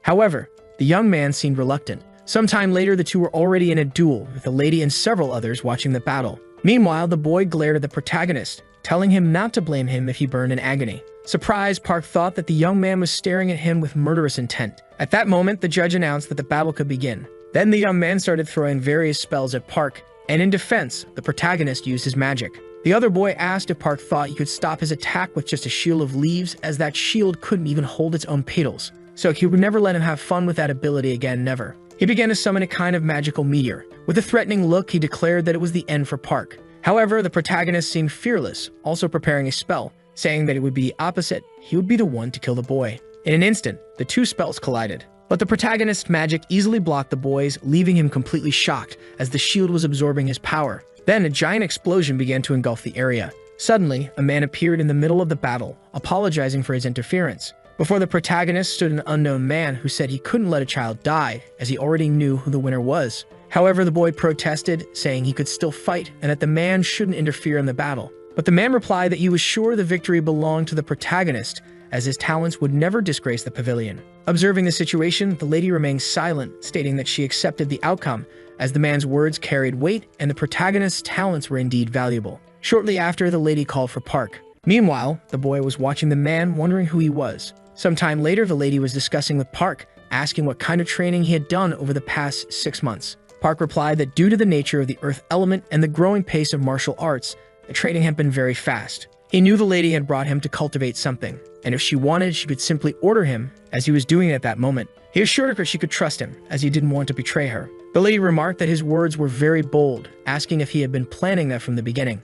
She asked him to stay in the competition for now, as she would think of 2 places for him. As Park was about to leave, he mentioned that he had one last question to ask, questioning if he could leave for a while. Sometime later, Park seemed to be walking alongside the man from earlier. He thought that when the lady mentioned he would have a companion, he didn't expect it to be this man. Park then asked if he could know the man's name. The man replied that his name was Dan Deok, but Park could call him Rim if he wanted. Park thought that unlike the first time he had appeared, this man was indeed quite flexible. Looking to the side, Park asked if the man by any chance wanted to have a drink at that moment. Sometime later, the two seemed to be enjoying themselves while walking. The man said that even though he knew about such things, the situations in the human world were incomparable to the immortal realm. The protagonist was pleased, mentioning that he was happy because Ryeong was enjoying himself. He remarked that he had heard that immortals sometimes visited the human world, asking if he had ever been there. The man responded that yes, when he died in the human world, he became an immortal with the help of the lady. However, he was devastated when he discovered that he would live in the immortal world and not the human one. Observing the situation, Park thought that this man must have had many regrets in the human world because he had achieved so much in life. Continuing, the man said he had once told the human world his name and wanted everyone to remember him, at least after his death. But now thinking back, it was an unrealized dream from his immature days. While living in the immortal realm, he couldn't stop thinking about the things he lost. He deeply regretted what he hadn't done, but in the end, it was just a part of his past. Mentioning that it was a long speech, the man thanked Park for listening and said that thanks to him, he could enjoy a tour of the human world once again. Meanwhile, in the background, a group of people seemed to be holding a sort of protest, demanding that the Dragon King stop the human sacrifices for that year. Observing the situation, Rang asked if Park understood what he was seeing. He said he couldn't believe that the country's leader was sacrificing his people. Furious, Rang declared they should go find the country's leader. However, the protagonist asked them to wait a moment because a sort of black circle was above them, supposing it could be a solar eclipse. But a threatening aura began to envelop the area and an explosion occurred. Desperate, many people started running for their lives. Amidst the darkness, a man remarked that those beings didn't know their place. Enraged, Park charged at the man, attacking him with a tool from earlier, seemingly defeating him. However, in the background, he heard voices pleading to be saved. At that moment, Park was struck by something, and the person said they didn't expect to find him in a place like that, mentioning that the protagonist was wandering in the wrong world and for that reason, they would take his life. Sensing the energy, Park said the man was an agent of Nikusha or something similar, thinking he recognized the energy and found it unpleasant, as the woman had felt it ever since the statue was destroyed. Additionally, the man was openly displaying his intention to kill. Park asked if he was perhaps close to the man he had just defeated. Then he said the man could say whatever he wanted because no matter what happened, he would pay for the crimes he had committed in his life. Park, for his part, asked what crimes he had committed, and then he began casting a spell again, which enveloped the entire area, stating that the one who needed to pay for his crimes was him. Immediately, several wooden figures appeared, beginning to approach the man and defeating all of his henchmen. The woman, in turn, asked what they were doing, ordering them to release the phantoms right away, as they should tear the man limb from limb. Shortly after, the phantoms, also known as ghosts, were unleashed, moving toward the protagonist. Park thought that he hadn't expected to use this, but he was glad he had bought the short pipe at the market, and he immediately began consuming the drug. As a result, his strength and muscle endurance improved along with his concentration. At that moment, Park grabbed a kind of root, mentioning that he wouldn't miss them at all, and started executing them one by one. However, the woman said it didn't matter how many ghost trees resisted, as it was like poking a rock with a toothpick, demanding to know what her subordinates were doing and ordering them to release more phantoms to trap the protagonist once and for all. In a matter of seconds, blood started pouring from her mouth, and meanwhile, all her subordinates fell to the ground. As they writhed in agony, they cried out for help from anyone. Park, surprised, observed the situation, asking if she really thought he was crazy enough to use a sword against her. Watching the smoke, the woman thought it could be what she was assuming. Then Park said that he used that drug to detoxify his body, but for everyone else, that smoke was extremely toxic, mentioning that this ability was quite terrifying. In her final words, the woman seemed to call out to her father. However, at that very moment, an explosion occurred, and a man asked if the word she had uttered was father, while another man held the first man, asking if she was referring to that person. Observing that young man, the protagonist thought he was the celestial god Mekrisha. Shortly after, the man threw the other guy to the ground, who asked who were these people doing this to them, questioning if they knew who he was. However, the protagonist's friend said it didn't matter who he was because the point was that he had committed an unforgivable sin against the people. At that moment, the young man started laughing, saying he had been wondering what kind of nonsense they were talking about, asking them to remember that before going to hell. And thanks to his curiosity, he wouldn't let any mortal survive. Park thought he wasn't just absorbing the dead bodies, but also taking their strength, wondering why they were using innocent people for such purposes, mentioning that the man's art was extremely powerful, and he didn't know how he would be able to stop it, wondering if perhaps he should use the nine-tailed fox fan, but he wasn't sure if it would work, yet he had no other choice. The other man said it was an ancient art, and he couldn't believe the blood reincarnation was present in the human world, asking if the protagonist could perhaps lend him his sword. In the middle of that situation, the man seemed to be extremely focused. Then, shortly after, the protagonist handed him the weapon, and he made a cut, managing to split that sphere in half. He said he had no right to punish him for his sins against innocent people, simply because he belonged to the immortal realm. However, the crime of taking the lives of other immortals and making sacrifices for his power was unforgivable, and for that reason, a member of the immortal realm should take responsibility and punish him, beginning to perform a series of cuts on the young man, who, in a matter of seconds, was killed. As a result of the Mortal Society's swift action, the terrorists were arrested, and the terrorism suspects were from an organization called Rio Ablum.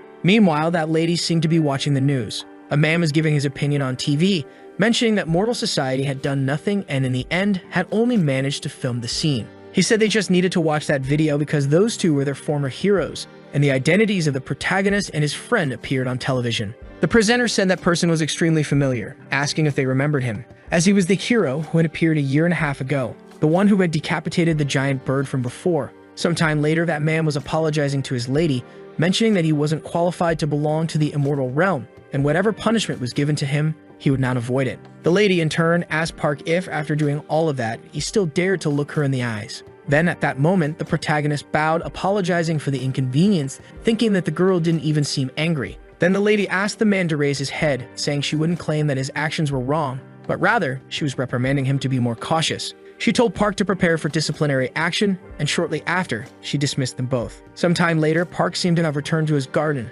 feeling as though he had been away from it for days, saying that he could finally see it again. Then he grabbed some notes, thinking that he hadn't expected to find what was hidden in the statue from before, mentioning that he didn't think it had any special power. Shortly after, the bear appeared on top of his head, asking if that wasn't Yi's handwriting. The protagonist asked if that family had done something wrong to the bear. The spirit, angry, said it was thanks to that family that he was in this form. Meanwhile, Park seemed to be analyzing the scroll, which didn't seem to have anything special about it, thinking that without a doubt, the one who wrote that was certainly King Sejong. In the writing, it said that he knew he didn't have much time left to live, but even so, he wasn't afraid of anything. However, the one thing he feared was seeing his son close his eyes before him, and the rest of his worries were about the people he would leave behind, seeing that Hyang was losing weight day by day due to the curse of a deity. That's why he was concerned that after he and his friend died, someone protected by the immortals might seize power over the state, which could lead to that land being covered in the blood and tears of innocent people, because long ago, many lives were lost because of the deities. And before that happened again, the era of immortals treating the human world as a mere plaything. Those who hadn't awakened their spiritual physique would also need power to confront the immortals. There was a distant war in the northwest and some letters called runes, and it was said that if all were combined, it would reveal their true power, and it functioned like a verse with power within the letters. Therefore, if someone could create a text with them, they could accomplish something incredible. Park said that perhaps he was trying to create a language system similar to the Draco Bone script. The bear said that the cleverness of that child was famous, even in the immortal realm, and if he had lived another year, he would have achieved that. However, the protagonist quickly said that he believed the man had accomplished that feat. Continuing to read, the writing said that if anyone was good at reading and writing, then they should just learn how to activate it. That way, anyone could end up using the power of the letters. And his final wish was that those 28 characters would not disappear from the world, so that people could easily achieve their goals. Reading the content of that book, the boy was pleased, congratulating the person who was already dead, stating that the future the great king desired had become a reality. The boy used his abilities and the wooden blocks began to levitate. The young man was amazed by his attack power,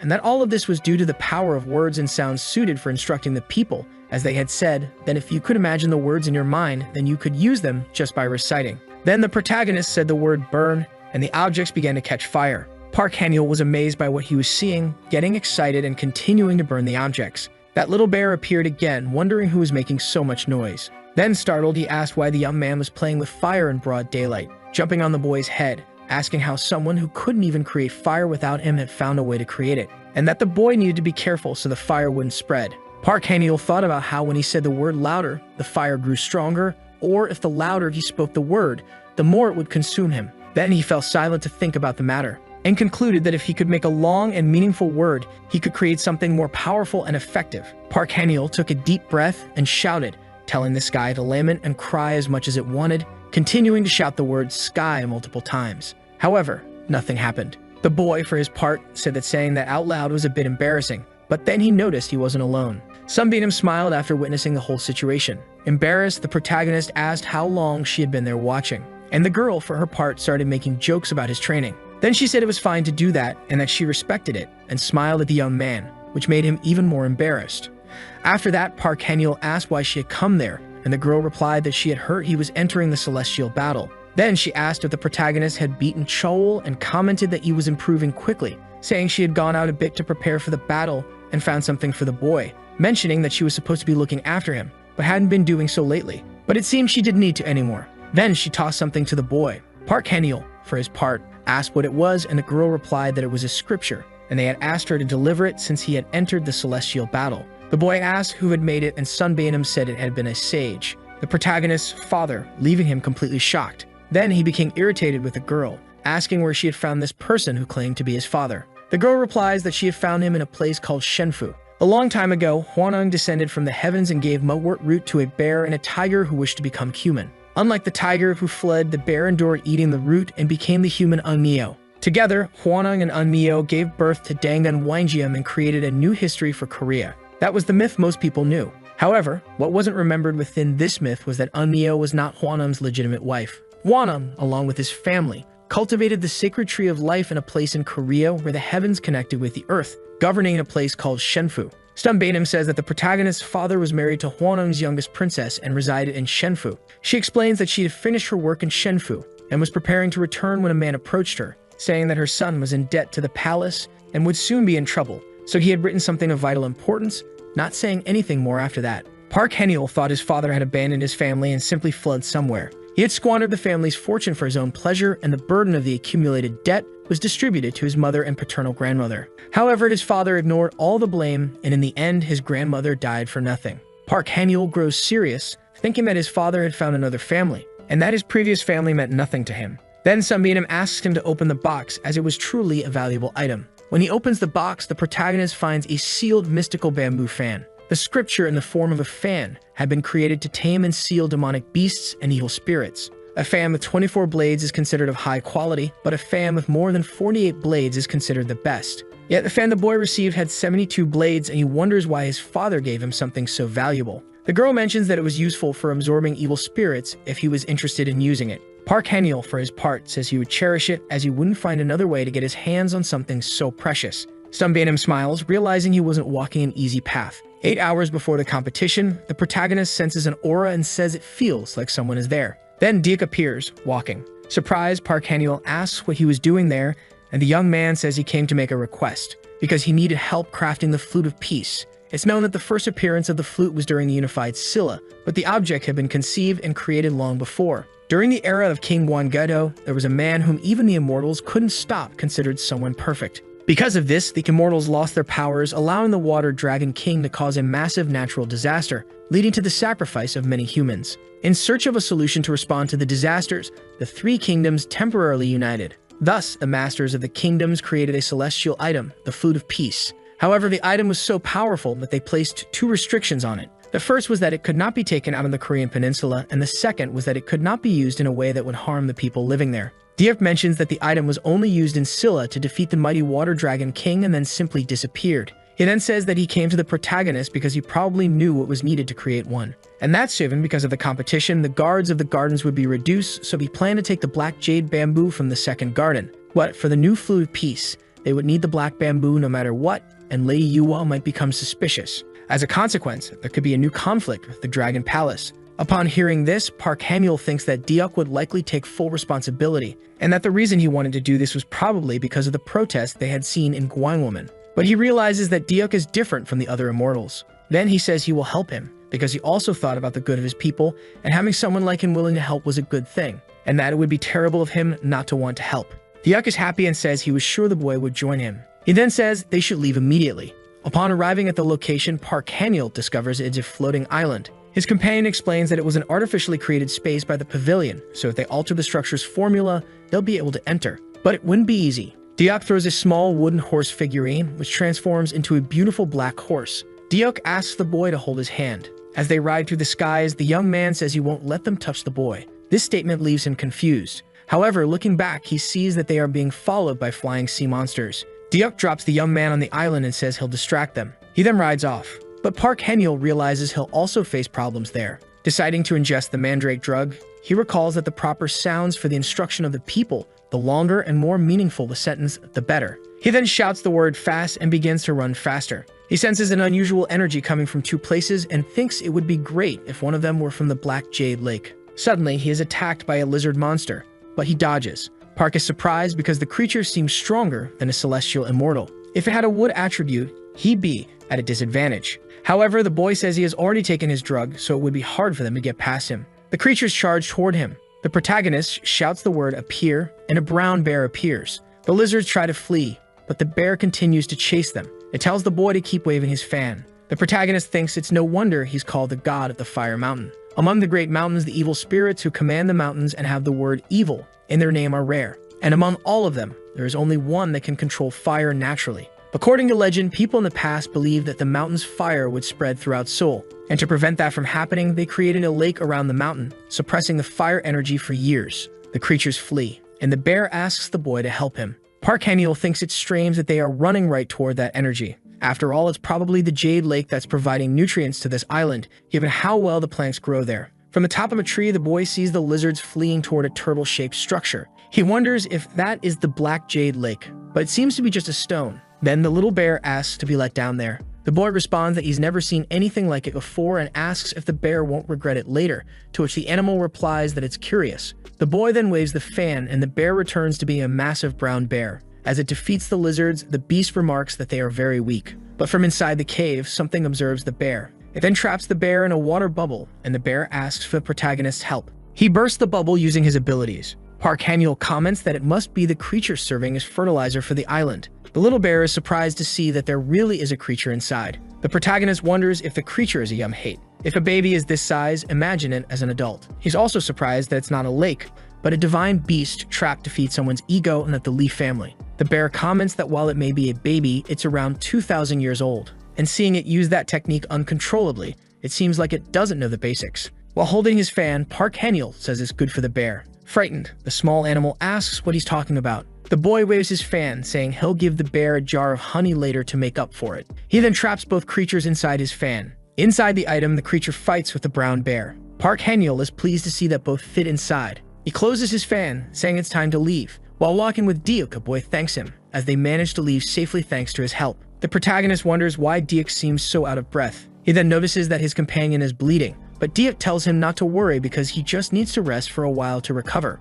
Still, Park Hamuel is concerned, knowing they will have to fight in a few hours. Diuk then hands something to the protagonist, explaining that it was a payment for helping him fulfill a difficult task. He elaborates that the item was crafted by twin dragons living in the Garden of Flowers, but that he wished he could give more of his own things. However, this was all he could manage to secure. The boy stays silent, observing the situation. Diuk tells him not to look so solemn, as he deserves much more than just that. Park Hamuel reflects on how his mission is far from over since he still needs to create the Flute of Peace, and he thinks that perhaps a situation may arise where they won't be able to escape Yua's grasp. Then the young man helps Deok walk, suggesting they leave. Deok smiles, saying he knew the boy wouldn't be prideful. Both leave the place smiling. Park Han-yeol thinks that Deok is a strong person, both as a divine being and as a human. He promises to become strong enough one day to confidently call him brother. The people begin arriving for the competition. The announcer informs the crowd that they are in Dokdo in the Eastern Ocean. The fight hasn't even started, but they can already feel the strong energy among the competitors. Next, it's explained that the competition will function similarly to previous ones,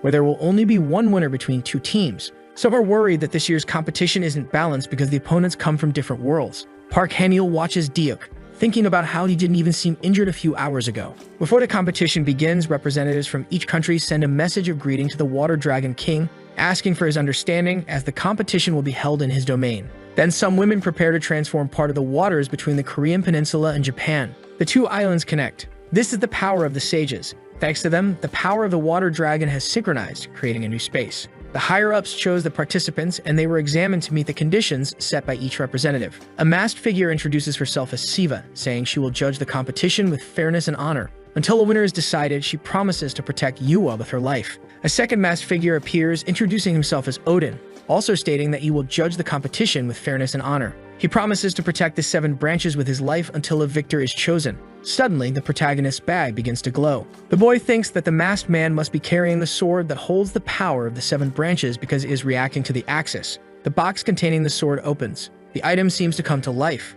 However, Odin contains it, apologizing, explaining that the sword has a competitive spirit and goes mad when it senses a worthy opponent. But it was strange for it to react this way when the sword's owner doesn't even exist. Odin then apologizes for disrupting the competition. Yua comments that if the broken sword carries the divine power of the blacksmith, the man should know the level of that spirit. Park Han-yeol thinks the item must be the broken sword. It was named that way because the blade is so strong that it breaks any other. It's said that it was made from the bones of Valhalla's humans, which were strong and had significant combat power. The young man realizes that the sword's power must have been contained by the masked man. If he hadn't stopped it, the sword might have gone toward him due to its synchronization with his axis. The man must have sensed that someone there had enough power to make the sword react. Next, it is announced that Lee Ung will be the first to participate, and he will face a celestial immortal. Someone sits next to the protagonist and says that it's a pity. The person is Go Hyeon-hwa. The boy asks, "What's a pity?" The girl replies that if he continues watching, he'll find out, as she hates explaining things. When the protagonist looks at the arena, Lee Ung's opponent summons a kamitachi. The weasels charge at the boy, but he blocks the attack and tries to counter the celestial immortal. But before he could attempt anything, Kamitachi returned and managed to strike the boy, leaving the protagonist startled by what he was witnessing. Park Han-yeol thought about how that celestial immortal had adapted and grown stronger within seconds. Go Hyeon-hwa smiled and asked if the young man understood, remarking that he was probably wondering how the opponent was winning without using any weapons. However, even if he didn't win, the boy should at least consider that on the other side, energy itself was also a weapon. This competition also served as a demonstration of the difference between Korean and Japanese abilities, and even the royal family was watching. The secret purpose of the competition was to create a performance that would stay in their memory. It was an opportunity to regain the dignity of the Go family and showcase it to the world. Yua wanted to show the world an image of Koreans defeating the Japanese. At first, Lee Ung was just another piece. However, the boy managed to stand up after the Kamitachi's attacks. Lee Ung had taken severe damage from his opponent's attack. His physical condition was deteriorating rapidly as the wound inflicted by the Kamitachi caused him to bleed profusely. This prompted the tournament's narrator to question whether the Koreans would lose in the very first match. Then Lee Ung attempted a counterattack, but before he could do anything, he was once again easily struck by the weasels.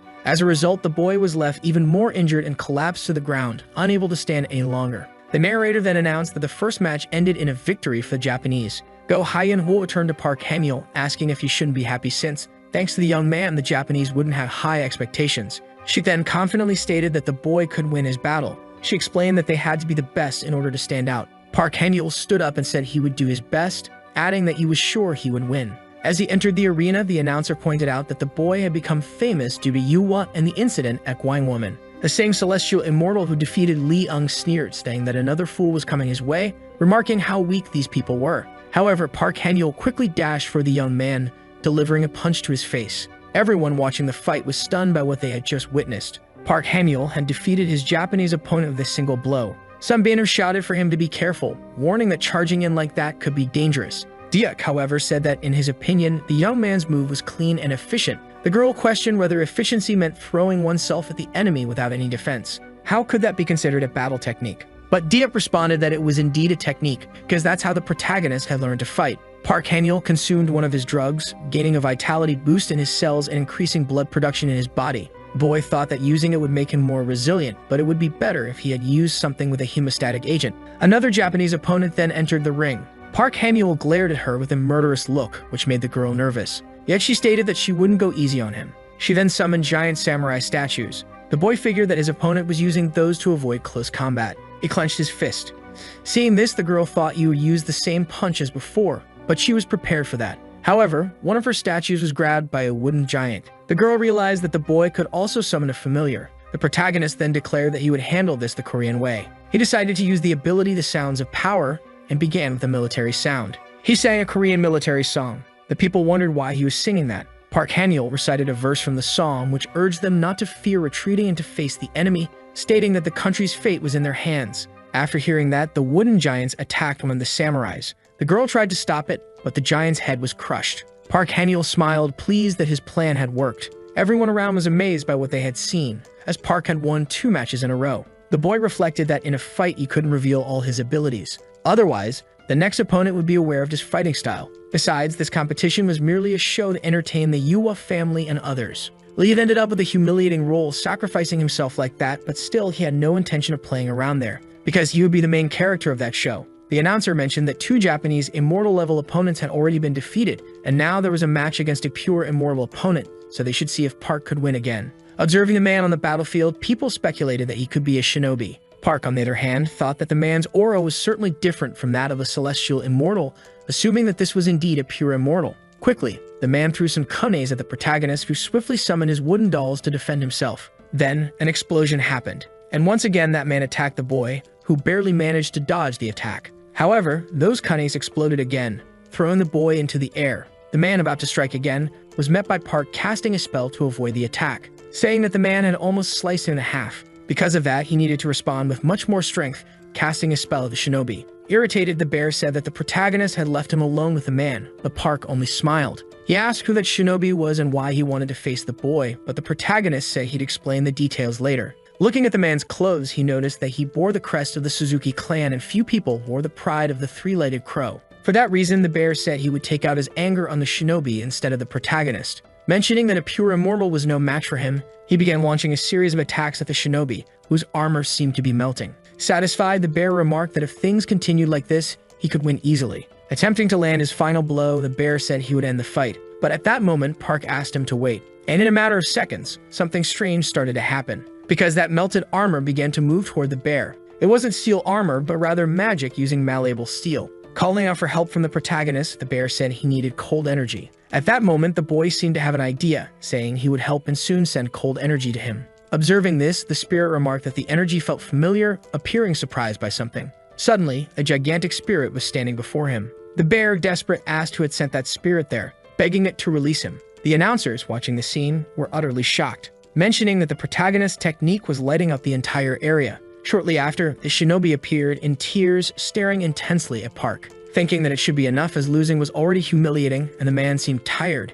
he was probably going to surrender. However, it wasn't the shinobi who spoke, but a woman beside him. An intimidating aura began to surround the woman, who said it was just a fight, and to be precise, an event created peacefully between both sides. Therefore, she didn't think they needed to risk the lives of 2 talents over this. Park, observing the situation, remained silent. Meanwhile, the 2 of the young man's companions watched the scene. The protagonist thought that this meant he was someone who couldn't die there, mentioning that the man was someone sick as she had lent to the sanctuary. Then the lady said she felt ashamed, as she had felt pity for one of the participants, and thus had interfered in the fight between them. For that reason, they had the right to withdraw their participant from the fight. Observing this, Park seemed surprised. Yuwa, thanking them for their efforts, stated that the young man had won 3 times in a row. Because of this, she couldn't imagine he possessed such incredible skills and items. Park thought that even if she tried to compliment him, it was still quite humiliating, saying he could have done much better if he had been notified of the event earlier. The woman, on the other hand, asked what he was talking about. Park then said that thanks to her, perhaps he had gained more attention from the mortals,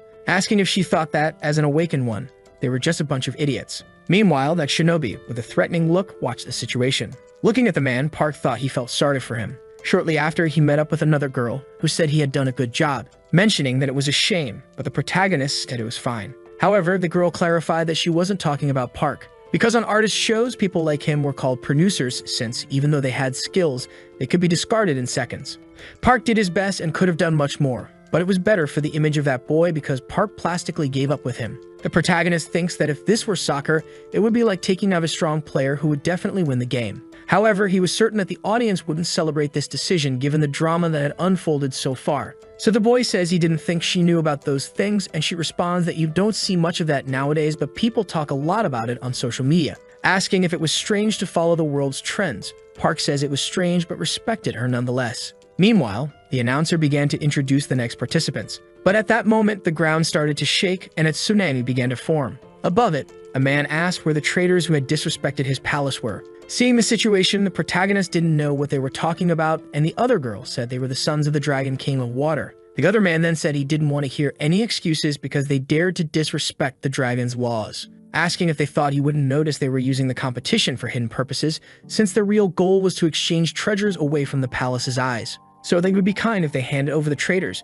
but he wouldn't fail to deliver his father's message. He demanded they return the 7-branched sword's axis they were carrying, and if they showed sincerity and offered apologies, his father might forgive them and return the items they brought to that place. However, those around seemed to disagree with all of it, so the man asked if that was their decision. Grabbing his weapon, he began to prepare for an attack, saying that all of them would be swallowed by the ocean and cast into the 7 seas, starting to unleash the ocean that had been contained. Park, watching this unfold, thought that everything had happened very suddenly, but he needed to take advantage of the situation and merge the axis with his sword. Soon after, he seemed to find the person he was looking for, thinking that if he could make the resonance between the two like before, it might work. But at that moment, a water dragon began to envelop the area. Submerged in the water, the protagonist thought that if things continued like this, he wouldn't be able to make it. So he had no choice but to do it. He began to draw a magic sword. Feeling pleased that it worked, he quickly managed to escape the water. However, he ended up plunging back into the ocean. Thinking he didn't expect to be thrown back into the water again, he realized he needed to get out of that place soon. At that moment, a glow began to envelop the area.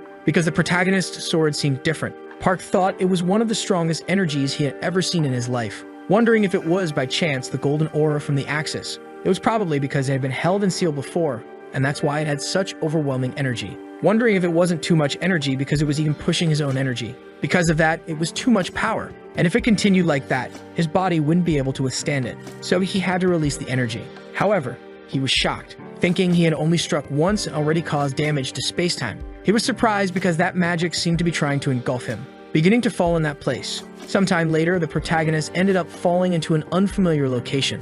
Looking around, he was astonished, wondering where he was. He supposed it was a space-time created due to the enormous power of that sword. It was worse than the garden gates that led to an entirely different dimension. Wondering if, by striking another blow, he could return to the same place as before, but it was better to explore a bit before trying that. However, at that moment, he was struck by something. Before him, an unknown person was walking. Observing the man, Park seemed to recognize him, supposing it was that shinobi from earlier, thinking that the boy had been so enraged before that he had followed him to this place. Soon after, the boy stepped on the protagonist, saying there were more tools in the world than he imagined, but at least he would let Park choose which one he would use. The protagonist, in turn, said he didn't know how to speak Japanese, so the boy told him to choose the tool for himself. Shortly after, a plant appeared beside Park. Pulling the plant out, the shinobi asked what Park was doing, calling him a weak coward. Even though he had won those battles, he hadn't done anything but send his spirits to fight in his place. Asking if Park thought he could do something with earth magic, the shinobi still intended to make the protagonist swallow his words. Park then asked what he was talking about. Right after, that plant transformed into something different. The shinobi seemed to start having hallucinations, eventually falling to the ground. Park told him he couldn't just touch anything he saw. But at that moment, blood began to gush from the shinobi's mouth, and soon after, he collapsed to the ground. Park said that he had managed to kill the shinobi, but even so, that was all there was to it. Shortly after, another person appeared, calling Park an idiot. Then the bear in human form said that every time he showed up, Park was completely wrecked. The bear mentioned that everything was fine and that Park just needed to use an elixir to recover like he always did. However, the protagonist said that he could tell just by looking at his face and asked him to be honest with him. The spirit said it looked like that had been a critical blow to one of his kidneys. Park thought it felt like his energy was draining out of his body, and if things continued like that, he could lose all his energy, and not only that, but also his life. The spirit reminded him once again that he didn't need to endure everything alone. The bear mentioned that Diak had helped him before, and for that reason, Park should be fine since his core contained the energy of a supreme immortal, and the power Diak had given him still existed, even before his transformation. The bear affirmed that Park had the dragon's blessing, a power that almost no one had, capable of even injuring divine and celestial beings. He questioned if the young man, who hadn't even lived for 100 years, already wanted to die. He added that it would be better for Park to be eaten by a bear than to die lying like a sack of potatoes. The bear doubted that Deok would want the protagonist to die in such a humiliating way. Shortly after, the protagonist apologized for everything. Then, he began to fade away. Meanwhile, Yua was ordering one of her servants to leave that place, thinking that, eventually, she would kill him. She believed that those people knew absolutely nothing, that they must be savages, because the East Sea was her territory. Yua mentioned that they didn't even appreciate her kindness in getting rid of that man, and now they were raising their blades against her. Recalling the words of that man, the girl thought the Dragon King wouldn't ruin his celestial battle with such an absurd lie. She wondered where that old serpent had heard such things. He was trying to create a hero amid that celestial battle. Even though her plan to be worshipped by humans had failed, it wasn't completely in vain. For that reason, they should wait and see what would happen. That way, soon, all the heads of the Bastard Sea would be brought to her. Meanwhile, the protagonist was waking up, wondering how long he had been asleep. As he checked how his energy was flowing, he noted that his lower core should recover soon. As he regained consciousness, Park wondered what was going on. He questioned why there were horns on his forehead, and his senses seemed much sharper. But either way, not much time should have passed since the incident. He remarked that his body felt cleaner than he had expected. Looking around, he supposed someone had been taking care of him. He guessed it might have been the bear along with Sunbae, wondering if he was still in the same place because he had consumed the magic pearl using the bamboo fan, creating that barrier. For that reason, Sunbae might have been taking risks to take care of him. Opening a door, Park went searching for that girl, and then he was surprised by what he saw. He wondered how that place had turned into a forest. He had built a shield there using his plants, but now the trees had grown immensely, leading him to suppose that a lot of time had passed. Looking to the side, he noticed that beyond the barrier, there was only destruction. He thought that those traces must have been left from a fight involving that girl. He wondered where she was. At that moment, he heard a noise. Quickly, he went to see where it was coming from. However, he was surprised. He noticed a house in the middle of that place. In front of him, a blue creature was lurking, and he realized it was his spirit. He remarked that it had grown significantly. Park asked why his spirit was so afraid of him, supposing it might be because of the horns. Then the spirit lunged at Park. However, Park easily dodged, telling the creature that it shouldn't bite its owner. At that moment, the creature seemed to realize that it was indeed its master, completely stopping the confrontation. Park remarked that it was very cute, mentioning that there wasn't much change in its energy even after eating the magic pearl, probably because it was using its strength to recover its inner core. Looking around, Park was surprised, noticing that his clothes were lying there. He wondered if there was something he could use. Additionally, he spotted a scroll. Reading it, Park questioned if it was written in Japanese, assuming it was one of those scrolls written by shinobi. According to what the spirit had said during the competition, the crow crest of the Suzuki clan was one of Yahagarasu's secrets. He speculated that these were the shinobi's clothes, wondering if they were the kind that had the ability to transform, since it was quite interesting just to wear them. Shortly after, the young man seemed to notice something, wondering what it was. He sensed that it was coming from the same place that had traces of a battle. Observing a group, Park wondered what they were doing since they were trying to break through the barrier. Noticing the color of their hair and their attire, he wondered if they were from that place. However, he was shocked by what he saw, thinking that it looked just like the goblin club that Wanak had given him last time. Because it was so familiar, he realized they were a group of goblins. He didn't think there would be goblins in the space created by the seven-branched sword, guessing that this was their habitat. He wondered if they were trying to invade his territory. Seeing that the goblins were breaking through, the protagonist said he had to stop them. However, he was surprised by what he saw next. Behind those monsters, a person appeared. They asked who the boy was. However, it was Park standing before them. He asked which of the monsters was in command. Showing respect, the commander introduced himself as Tu, asking to be taken to the owner of the sword. However, the protagonist didn't understand what he was talking about, asking what he wanted with the owner of the sword. The goblin warned that not just anyone could go to that place. Only the sword's owner could do that. If Park didn't tell him where the owner was, he would surely kill the boy. However, Park said he couldn't tell him. He asked how he was supposed to say anything if the goblin didn't explain what he wanted with the man. The goblin said he wanted to find the man and punish him. Their king had made a promise that a man worthy of owning the place would come with a sword, but that man had never shown up. Park thought that he didn't know what was going on, but it seemed the seven-branched sword had some connection to that place. Frustrated, the goblin said they had waited too long for the promise to be fulfilled. Their leader passed it down from one generation to the next, and they had grown tired of waiting. That wretched man who was worthy of the sword deserved to be punished. The goblin demanded to be taken to him right then, threatening to cut off Park's head if he didn't comply. Park, observing the situation, remained silent. He then asked if the goblin had seen a red bear wandering around. The goblin responded that if it was what he was thinking, he had told it to undo the barrier, but it hadn't obeyed. And since this was their world, they had imprisoned it in one of their facilities. Park grew very angry upon hearing this, but he knew he had to stay calm. At least now he knew where the bear was. He told the goblin that he was in fact the owner of the sword. However, the goblin called him a liar, saying that if Park wanted to get beaten up, he should just say so. Park was completely shocked by what the monster had said. The monster began hurling insults, claiming Park was too small and looked like someone who had never fought a day in his life. Embarrassed, the protagonist muttered that they were complete idiots. The monster then told Park that if he wasn't going to break the barrier for them, he should leave because they wouldn't kill him if he didn't get in their way. Grabbing his magic weapon, the protagonist grew increasingly angry, stating that they were underestimating him. He prepared to attack, ordering his spirit to spit at them. The monster, shocked by what had just happened, panicked and started to flee. In a matter of seconds, they were completely defeated. Park told them that if they continued acting like that, he would make them spit out more red beans. The group begged for him not to do that. The protagonist, impressed, thought that those creatures really hated red beans. He asked if their leader was strong. The goblin replied that she was, mentioning that she wielded a staff like no one else. Park, however, questioned if merely knowing how to use a staff was enough to be strong. He demanded more information. The goblin added that there was one more thing. She had a golden treasure. Suddenly, a voice interrupted, saying that the protagonist didn't need to know that. Above them, a figure with scarlet hair appeared. She scolded the goblins, calling them idiots for trusting just anyone like that. Seeing the woman, Park assumed she was the goblins' leader.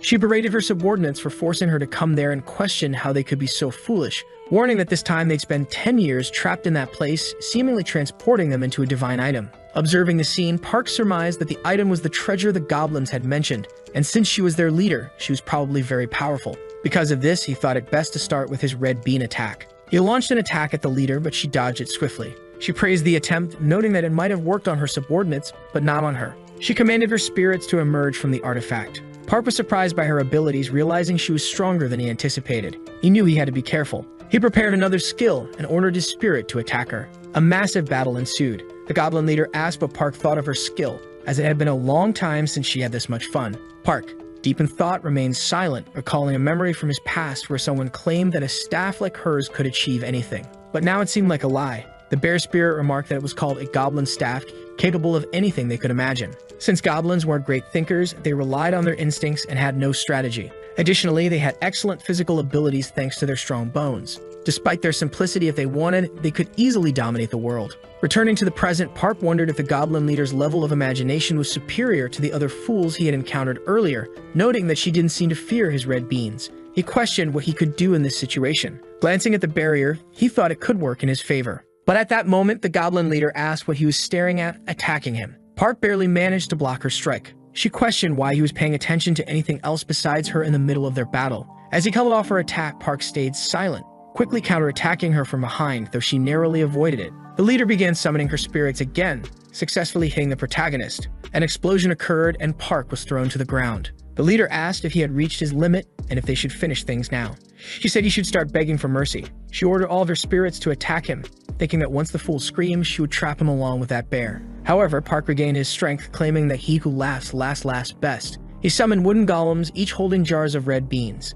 They poured the beans onto the goblin leader, leaving her completely shocked. But the artifact she wielded seemed to absorb everything. Park remarked that she had been waiting for him to scream, but she had made a huge mistake. He grabbed the artifact and ordered the bear to come out. Immediately, the spirit emerged, saying it knew the protagonist would rescue it. However, it scolded Park for being an idiot and leaving it trapped long enough to feel sad. Park asked if the bear had any idea how long it had been trapped there. The bear said over 150 days had passed. Time worked a bit differently in that world, but wasn't drastically different. Park suggested that if that was the case, the best thing to do was to get out of there quickly. He then freed the goblins trapped inside the artifact, questioning whether the woman was truly the leader of that place. Observing the protagonist, the goblin woman mentioned that he was short with broad shoulders, leaving the young man completely embarrassed by her remark, and he responded that he was of average height. The goblin then said that size didn't matter, and her mother had told her the same. At first, she thought it didn't make sense because Park had bested her in battle. Looking at him, the woman said he seemed smart and wasn't unattractive, so she had made up her mind. She asked the protagonist to marry her, leaving Park completely stunned by what he had heard. The spirit, amidst the situation, wondered if Park might actually get married and questioned how they would even formalize it, considering if everything would turn out fine. Confused, Park asked what she was talking about. The bear, meanwhile, asked if he hadn't yet realized that the goblins were connected to the seven-branched sword. Recalling the prophecy that the man had mentioned, Park thought this might be about that promise. A man would someday come with a certain type of sword. He supposed they were waiting for a man worthy of marrying her. However, Park said that had nothing to do with him, and the person who was supposed to come with the seven-branched sword was probably already dead. But the bear said that wasn't how the woman thought about it. Park figured he was too young, and this had to be a dream, so he needed to wake up quickly from it. He asked the woman where she had hidden the sword and threatened to make her eat so many red beans that her belly would burst if she didn't tell him. He ordered her to speak immediately, but the woman refused to reveal anything and said she wouldn't give the sword to the protagonist until she had given birth to 3 children with him. Park quickly ordered that they give her more red beans.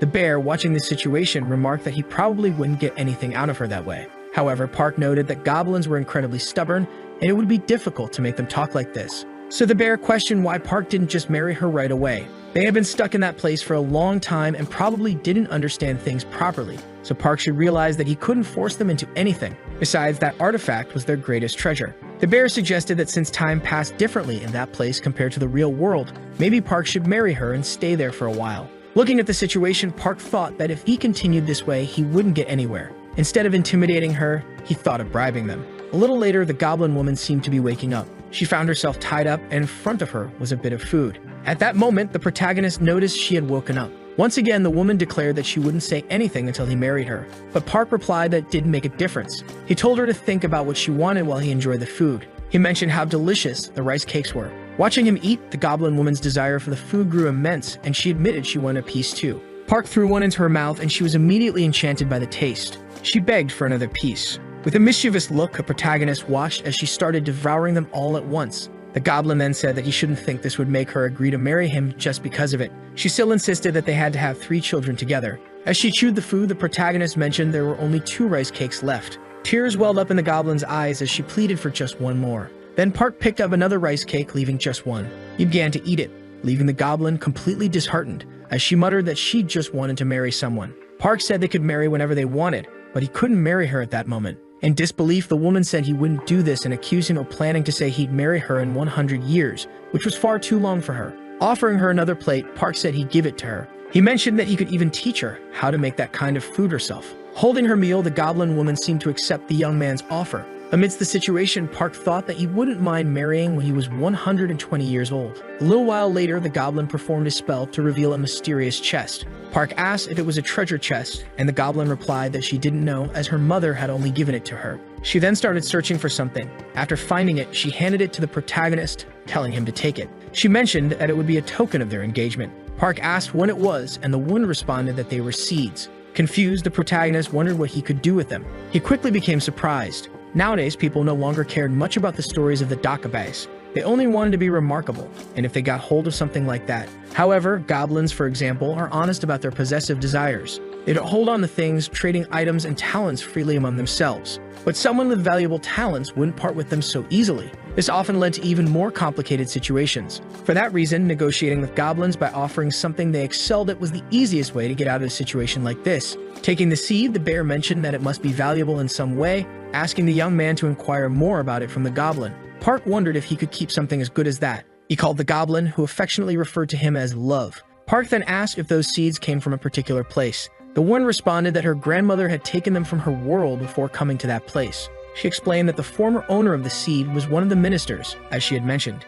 He was famous for cultivating herbs and medicinal plants and had traveled between worlds. However, he was forced to treat an incurable illness one day and ended up imprisoned, dying of starvation. So he gave the seed to her grandmother in exchange for hiding the rest of his family. Park asked if he had been a herbalist. Reflecting, Park thought that the book he had been trying to decipher to create medicine was likely his. The goblin added that the man had worked for an extremely powerful figure. He wielded a sword and rode a horse, and people said his arrogance had pierced the heavens, leading to his eventual downfall. She asked if there had been a war at the time and things had turned bad. As a result, he gave the seed to her grandmother to remove his family from the battlefield. Park asked if that madman had dragged his family into war, and the woman confirmed it. He didn't want to suffer from their loss, so one could imagine what kind of man he was. Park reflected on the word loss. He thought it was even more disappointing than the suffering itself. The woman stood up, asking if they could continue. Park, observing the situation, urged her to calm down. Afterward, the woman took up her staff again. She began attacking the protagonist. Surprisingly, Park felt no pain at all. However, the woman said she was infusing something into him.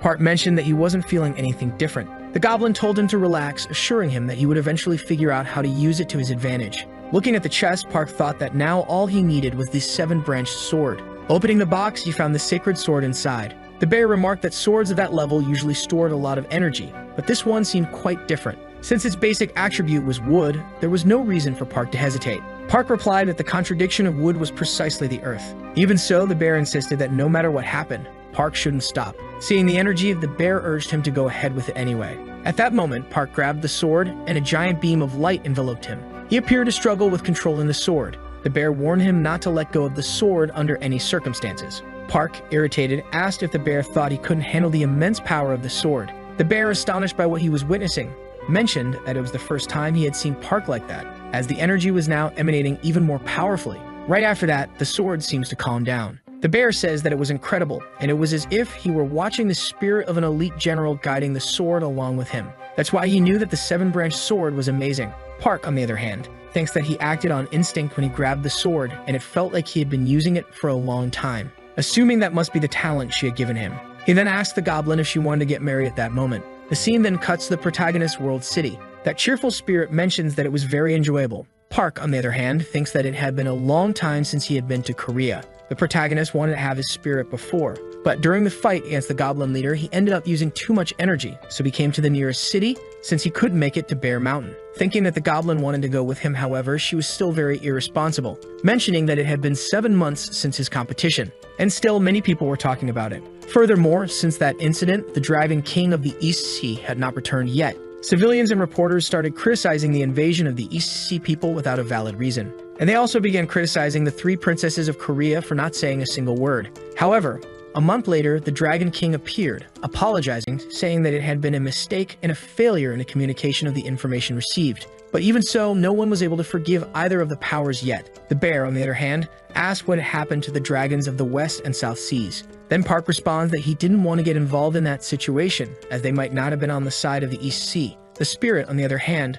asserts that it was quite obvious, as they just wanted to cause a commotion for no reason. The relationship between the dragons wasn't very good, but they had once united when there was a war between humans and mortals. Observing that situation, the protagonist thinks that there was still a problem, wondering where the seven-branched sword was. And the only thing they knew was that the protector of the sword had notified the Nordic Administrative Council to stay in Korea and participate in the subjugation of the East Sea, thinking that this must be happening because he ended up grabbing it and going to another dimension, mentioning that the man was extremely strong, and that he had a connection to that sword. Knowing that someone like him was looking for it made him even more anxious about finding his sword again. Then the bear responds that the East Sea had been really foolish, as even humans were starting to look at them with anger. Shortly after, a message informs that their time using the system had ended, thanking them for their preference. The bear, in turn, asks the young man what they were going to do next, and he responds that they had to go to Wanak Mountain. He was sure that he was on the list of missing or dead persons, and if he appeared out of nowhere, the garden would become very suspicious of it. For that reason, he's going to stay quiet and wait for the dust to settle while he watches the situation. Then the bear says that when they get there, he's going to take a look at his original body, as it had been a long time since he had felt its energy. That happened right after entering the dimension of those goblins, and he thought he would feel it again when he returned to that world. However, he felt nothing, and that's why he was becoming concerned. Surprised, Park wonders if it had been 7 months since the bear had felt energy in his body, asking if that wasn't too serious, and for that reason, they should leave immediately. And because of that, they head to the mountain at that moment. Sometime later, the two already seemed to be near the destined place, completely surprised by what they had seen, as that tree had grown absurdly, and with it, there were beehives. Surprised, Park wonders how those bees could penetrate that barrier. However, the bear says that everything was fine, as sometimes one insect or another could end up getting in. Observing a branch of leaves, the protagonist questions what that was. Then the bear seems to be in disbelief at what he had seen, as under that place another bear was resting.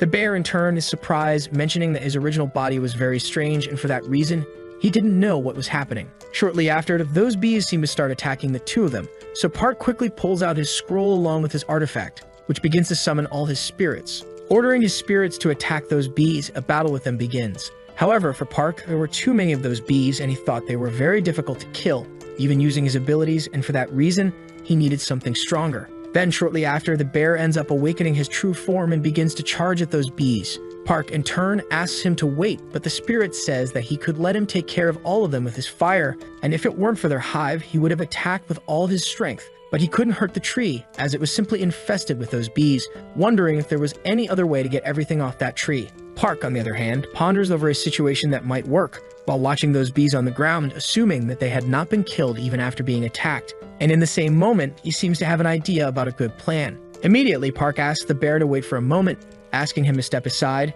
and right after, he seems to throw something in front of those bees, which are then defeated, and as a consequence, they end up fleeing from the tree, crashing into those barriers. Observing that situation, the protagonist feels relieved, mentioning that he had managed to set up that barrier. Surprised, the bear says he didn't know how those bees ended up in that place. It was just a guess, but there was a story that in the past, the Queen of the West built something called Golden Peak on a mountain. But it had been a long time since she appeared, and the Queen of the West was the goddess from Chinese mythology, considered a fairy and possessed potions of immortality. Pointing to the tree, the protagonist asks if he was saying that because of what had happened, mentioning that a long time ago some bees were traveling, and when looking for an area to settle, they smelled that place, and for that reason, settled in the tree. Standing up, the young man assumes that all the bees were already dead, as the smoke inside the barrier had already disappeared, asking the spirit if they should take a look. Shortly after, they seemed to approach the tree, opening a hive that was filled with honey, saying that it was not ordinary as it was clear that it had pure energy in it, stating that they could even preserve it. Park in turn questions whether it would be possible to make a stock of honey in that place, assuming that he could use it somehow to make an extremely powerful elixir. Observing those honeycombs, he ends up finding bee larvae, mentioning that they still seem to be alive inside that hive and if he wasn't mistaken, had many nutrients that helped them grow. Beginning to taste them, he mentions that he wanted to know if that was true. Shortly after, the system announces that a drug has been consumed and the property of the drug was called royal jelly, which as a result stimulates the protagonist's growth. The protagonist says that thinking that the larva had honey, he had assumed it would be sweeter. Observing the protagonist, the bear seems surprised, asking why his head was glowing. Noticing the young man's horns, the bear assumes he was the son of a dragon. Completely shaken, the bear questions what was happening, and Park responds that it must be because of the draconic power he had consumed. But for the bear, that didn't make sense, asking how he was taking on dragon characteristics as if he had been born one. Then Park replies that lately only strange things had been happening and he saw what he was wearing before. Observing that scar, the spirit mentions that it was really strange, questioning if the young man was okay. Park asks if he knew what was happening, to which the bear replies that he didn't know anything about it. A dragon is born with the power of water offered by nature, and thus they practice martial arts, accumulating this power for thousands of years. And for that reason, they are an extremely legendary existence, but humans are completely different from dragons because they can use more elements of nature. So in the case of someone being both human and draconic, they could become practically invisible. For this reason, Park could end up becoming a monster that had never existed on the face of the earth, mentioning that it must be hard to bear all that power inside him. However, Park responds that he still hasn't fully developed, and because of that, it would be harder to manage. The bear says that seeing his core receive the power, his horns started to grow. For this reason, he could end up becoming a complete dragon after consuming more energy. But since he was human, he could still suffer some side effects as a consequence. Moreover, if he became a dragon, he might end up being forced to live in the water. Immediately after, our boy begins to ponder over the possibility of becoming a dragon, thinking that as his horns began to grow, it meant that he could consume the power of water. And if he left the larvae there without any issues, they could end up turning into new bees and then produce more honey and many more larvae for him. For that reason, he could take incredible advantage of that. Shortly after, our boy responds that he wanted to learn to use his power better because, thanks to the pill that woman had given him, his power didn't go out of control and he was able to drastically increase his energy. Since the elixir had the wood attribute, it was like a light at the end of the tunnel for him,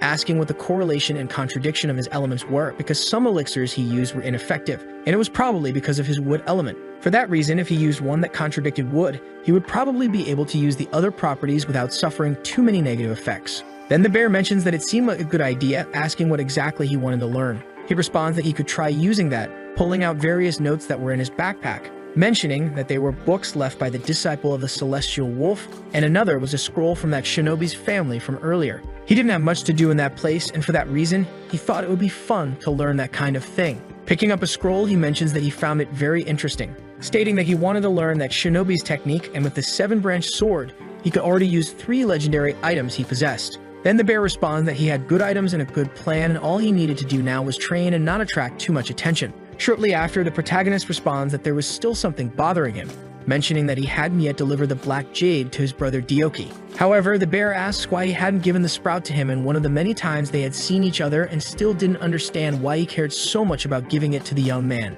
Mentioning that the boy was a very intelligent person, but he still needed to see the world in a broader way, and he knew that he wanted to make a flute with the jade sprout, asking if he really thought he would be able to do that. And he bet he wasn't sure that such a threatening item could be functional. Calling the protagonist a fool, he states that he knew someone who would make that item and was sure he would succeed. Surprised, Park asks if he knew someone capable of forging a flute, Then the bear responds that even if he did, he wouldn't even think about giving it to Dioki. But the protagonist asks him to relax, as he was also very interested in that flute. The bear in turn questions if he wasn't lying about that, and the boy responds that he wasn't, as he would deliver it to Dioki's brother, thinking that it wouldn't make much difference whether he delivered it or used it in the end. Accepting the protagonist's offer, the bear says they would go to that place immediately, and the blacksmith he was going to introduce was known as the god of fire. A long time ago, he settled his debt with his nephew and sister, and for that reason, they were heading to Mount Kua at that moment. Park, in turn, asks where that was, and the bear responds that maybe he didn't know because it was in North Korea. Park, in turn, is completely surprised, asking if the bear was by any chance North Korean, and moreover, the boy had a sister.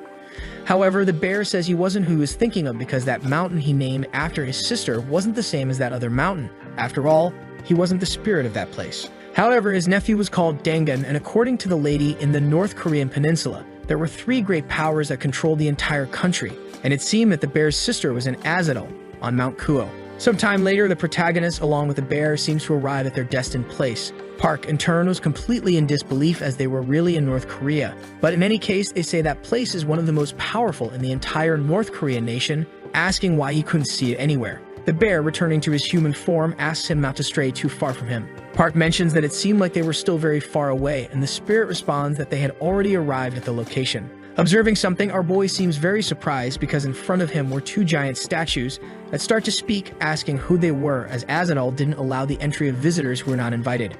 Shortly after, the spirit tells him to say that the red bear from Mount Wanak had come to see them. Then the statue asks them to wait a minute, and the bear responds that he had brought them a snack. Park, in turn, is impressed, thinking that they became so apprehensive when they learned it was the spirit, and now seeing him, he truly seemed to be of nobility. But even so, he still hadn't grasped the essence of that place. At that moment, our boy seems to start falling to the ground, mentioning that he felt a bit dizzy, completely surprised by what he had seen, as a gigantic city was in front of him, mentioning that they were using magic to hide the village, wondering how so many people were living in that place. The bear responds that not everyone there was as good a person as him, and that's why, before they hid in the Azadal of the human world, they selected the people who deserved to live in that place. There was a rule that everything in the right to live or die belonged to his nephew, who in the end allowed many to live in that place. Park, in turn, thinks they could say he was similar to the great leader of paradise on Earth in the north. Then a group of people seems to approach the protagonist, and the man mentions that the leader wished to see the spirit, who quickly asks who the leader was at that moment.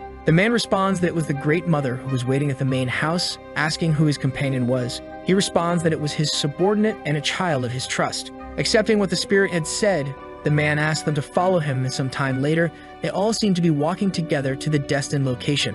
While Park was apparently blindfolded, the man mentions that they had arrived at the place. Park, still blindfolded, assumes that this was the main house of that place. He mentions that there was such a beautiful palace in that place, however, the place seemed strange. Then a girl was standing before him, whose name was On Ji-yu, mentioning that she seemed completely different from her lady. Next, the girl thanks them for their hard work, apologizing if she was bothering them with her request. Shortly after, that man leaves and only the protagonist and his spirit remain beside that woman, mentioning that it had been a long time since they had seen each other and she truly missed him a lot, starting to hug the boy, who was now in his human form, stating that her brother hadn't changed a bit since he disappeared and hadn't sent any news during that time, which is why she had been so worried. With a threatening tone, she says he must be tired from walking all the way to that place and for that reason should get some rest. Shortly after, the protagonist seems to understand the situation. Then the girl responds not to worry about it, as it was temporary. The girl in turn asks if he was afraid of her, as she was the only family he had left since they were still beasts living in forests. However, she was still very curious about him, asking why a dragon was there, coming as a subordinate of her brother.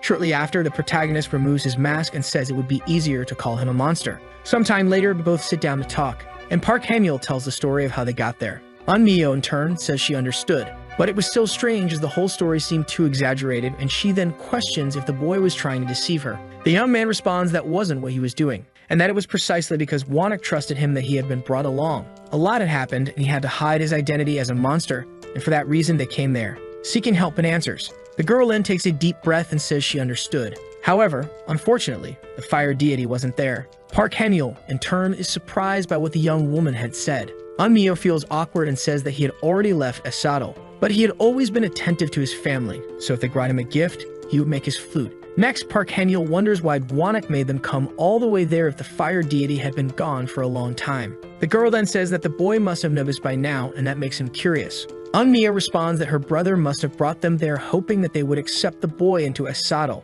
And to be more direct, perhaps he wants the protagonist to take the throne, which will soon be vacant there. On a flying base, Deok and Yuwa are sitting in silence, and the young woman then asks what the boy was thinking, and he in turn responds that it was nothing. The woman asks if he wasn't enjoying the fact that he was participating in that meeting, because he had said he wanted to be at the forefront of the subjugation of the East Sea. Deok explains that since the Dragon King of the Sea had attacked them, causing them to lose the seven-branched sword, they had started to suffer a lot of damage. Furthermore, many innocent people ended up dying because of what they did, so they couldn't forgive them. And no matter what happens, they would make him pay one way or another. Yuwa tells him not to come up with such crazy ideas, because the sea creatures were now their enemies and must be eliminated without leaving a single one alive. And if the boy said that again, she would remove him from leadership. Deok, in turn, decides to obey the orders. Next, the young woman thinks about how, during the meeting, everyone had agreed on the subjugation, and that a new dragon would have to take the throne that would be vacant after they subdue the entire East Sea. Depending on the new dragon that assumes this role, his power could have consequences they couldn't even imagine.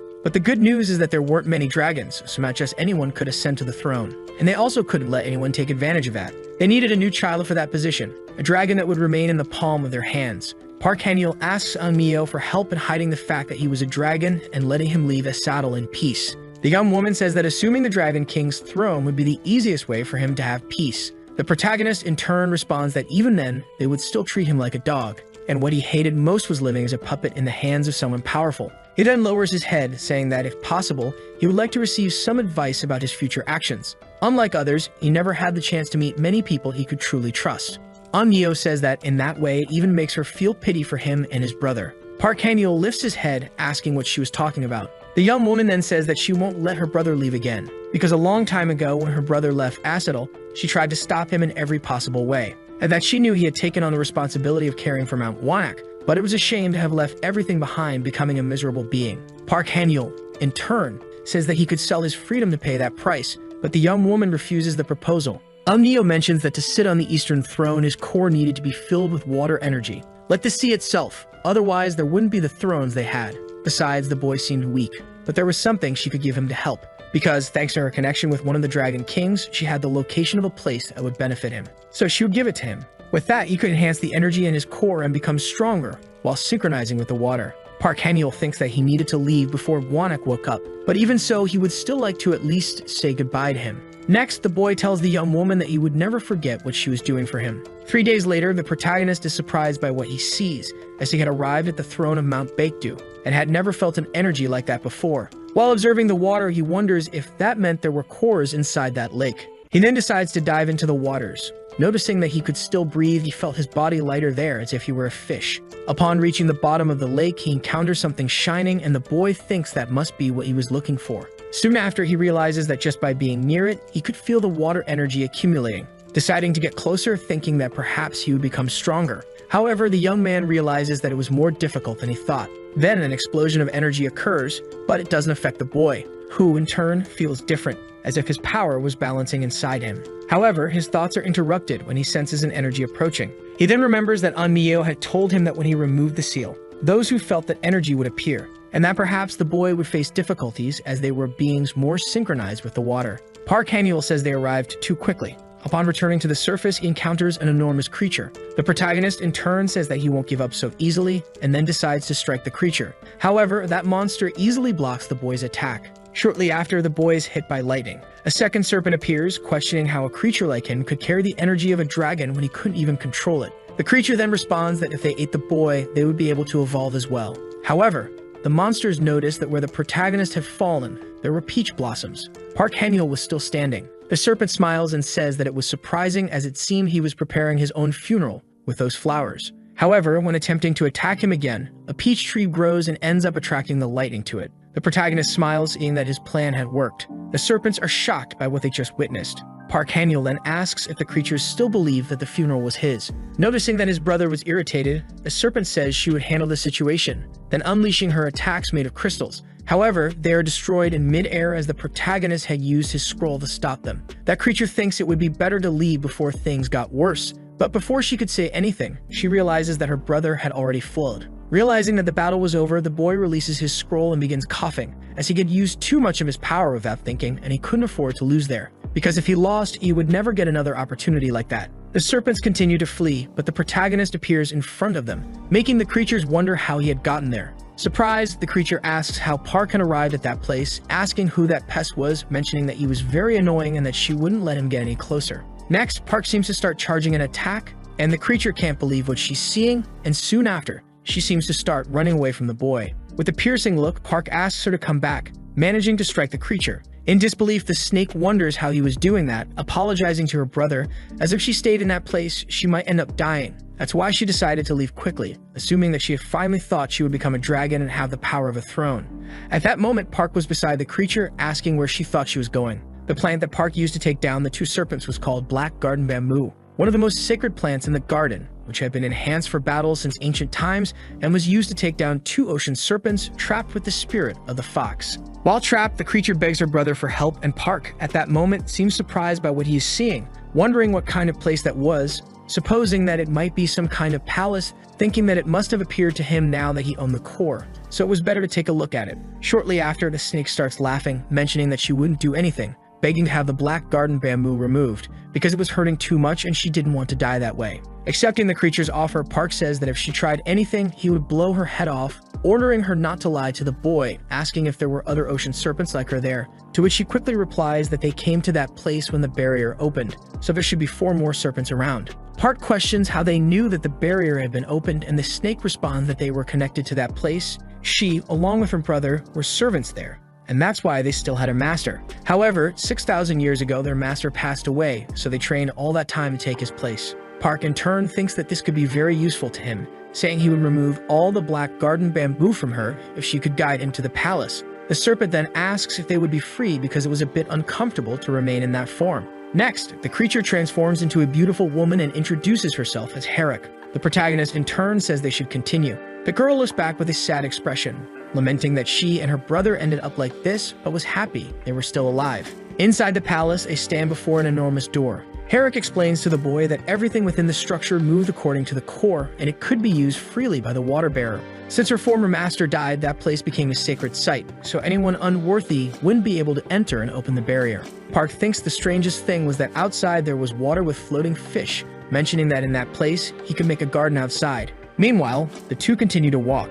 Then the serpent informs him that this was the Dragon Palace's vault, and only the core bearer would be able to open it, and all the treasures her master possessed were in that place. Next, the protagonist seems to be casting a spell, saying they should take a better look at it. Shortly after, he manages to open the place. Looking around, he notices that it was very clean. However, he is surprised by what he sees as a giant bookshelf stands before him. Observing its contents, he mentions that those books didn't seem like anything special. Starting to read one of them, he realizes it was a martial arts book. Then the serpent, now in human form, informs him that those were the celestial techniques of the dragon and her master had practiced all of them. Park, in turn, asks what she and her brother had trained in all that time to be able to claim that place. The serpent explains that most of them had sought a master capable of guiding them, but in her case, she and her brother hadn't had a master since theirs had passed away. Since then, they had been making do with what they had. Park thinks that must be the reason why the serpent so strongly desired to return to that place. And if he were to take seriously what she had said, they might end up evolving into dragons if they learn to use their techniques correctly.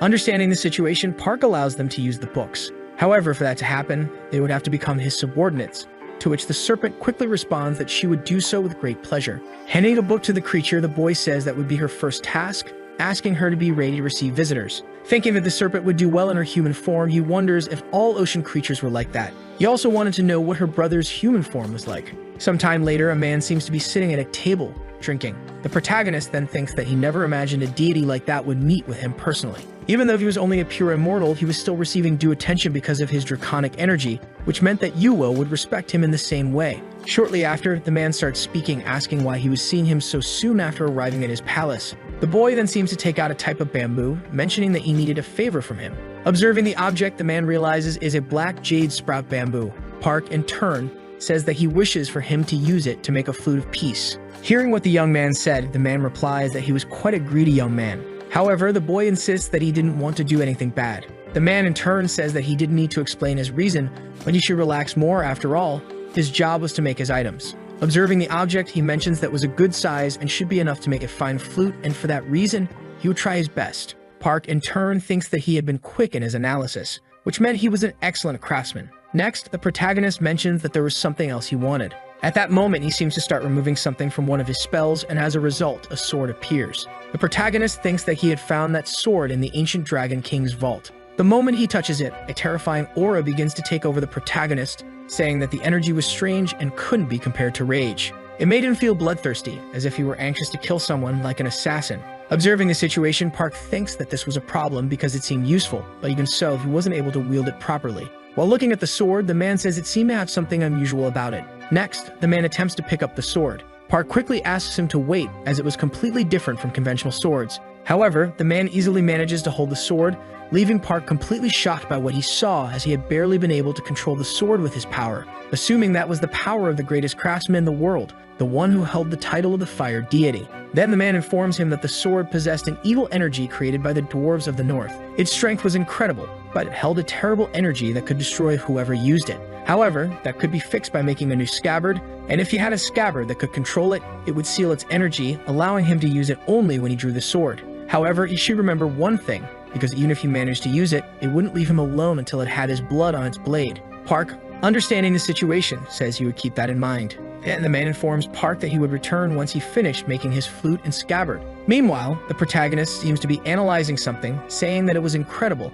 and he never thought there would be such good things in that place. He had much to learn, especially since the bear was not around and knowledge was never too much. At that moment, the serpent, still in her human form, seems to call the protagonist, mentioning that a visitor had just arrived. Sometime later, an older man asks if he was the new king of the palace, introducing himself as Taebek, from the immortal sacred temple. In that temple, during a certain dynasty, there was a man who lived on a mountain between the 8 provinces of Joseon, who consecrated the deities of the country and performed rituals for them. However, the truth of that story was different, as there were actually 8 mountains, each with powerful immortals. Thus, the palace decreed that the mountain should return to its sacred life, dedicated to the deities as if it were a temple. Then years later, the sacred place was abolished, and now the door to heaven had reopened, and the government of the Korean Republic allowed the immortals to once again use that sacred ground. And the man standing in front of the protagonist was the one who commanded that place, or better yet, known as the current owner of the mountain. Park, in turn, says that it was a pleasure to meet him and he should have come to greet him sooner. However, the man dismisses this, saying that he was merely passing by and decided to visit,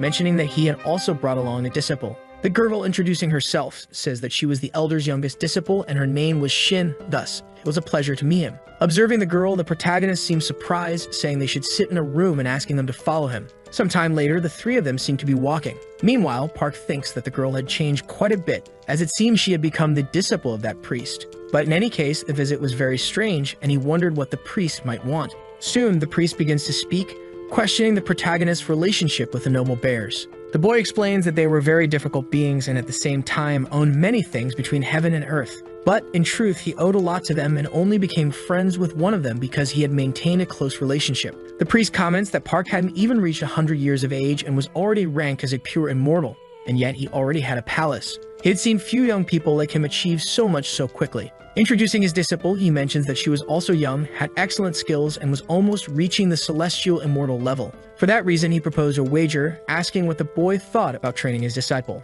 The protagonist, in turn, asks if he meant that they should train together. The man responds affirmatively, saying that he thought they would be pleased to train against each other, and who knows, that girl might even end up becoming his wife, leaving Park completely shocked by what he had just heard. Then the man informs him that this was the reason why they should begin training together. As the man speaks, the girl doesn't seem at all happy with the idea. Park then apologizes, saying that he wasn't interested in that kind of relationship. Immediately afterward, the man advises him to make quick decisions, as it would greatly help in his training. Moreover, if that relationship happened, it would make Park his son-in-law. And for that reason, he wasn't the type of person who treated his son-in-law badly, placing a kind of jar on the table. Park, in turn, seems surprised by its contents, thinking that it could hide the fact that he had an irregular physique because of it. Thus, he had never seen medicine the same way since then. Observing the jar, he mentions that it was rare and extremely valuable. Then Park informs the man that he had already promised to marry someone. The man, in turn, comments that he was quite resistant, but that there was no way for 2 people bound by physical attraction to be just something else. Asking what was wrong with having more than one wife, and why Park was treating himself as if he were a common person. As he observes the girl, he notices that she doesn't seem happy with the situation. And shortly after, Park seems to accept the proposal. While feeling bad for the girl, he mentions that he would accept her as his student and marry her. Thus, a few days pass, and the protagonist seemed to be training. Shortly afterward, a kind of blue cloud begins to form between his fingers. Feeling pleased that he had managed to do it, he mentions that it was extremely beautiful, thinking that now that he knew the principles, he could make it rain if he used more energy.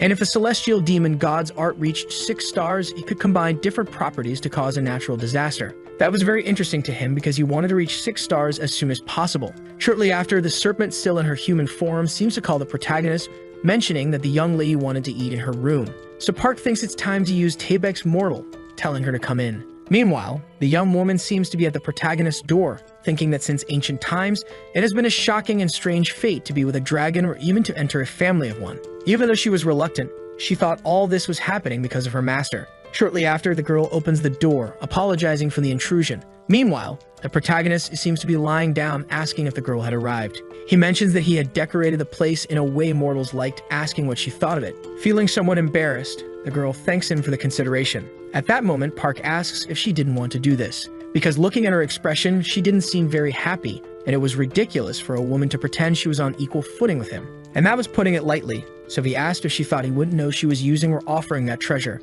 because her master had offered it along with that, questioning how she earned the title of Celestial of Baek. Hearing what the boy said, the girl becomes completely enraged. Drawing her sword, she says that if he insulted her master one more time, she wouldn't forget it. At that moment, the protagonist summons one of his spirits, saying that this was becoming more interesting as a mere human was insulting him. He states that he is the king, and this is his palace, and no matter how much one flew or crawled in his direction, there's nothing a mere celestial immortal could do. Observing the situation from the ground, the girl remains silent. Shortly after, the protagonist asks her to follow him as he had a better alternative to solve everything. Then he seems to take out some kind of object, asking her to eat it. Observing what the protagonist was offering, the girl wonders what it could be. As she takes the item, the girl thinks it might be a life pill to preserve the 8 treasures, thinking that it was a basic pill, but she didn't really need it right now. However, judging by his skills in making medicines, this creation might be different from the one she had consumed before. Starting to eat it, she thinks there was nothing wrong with it, so she might as well try it once. At that moment, the girl is surprised by the effect, as it was definitely a well-made medicine, leaving no aroma or taste.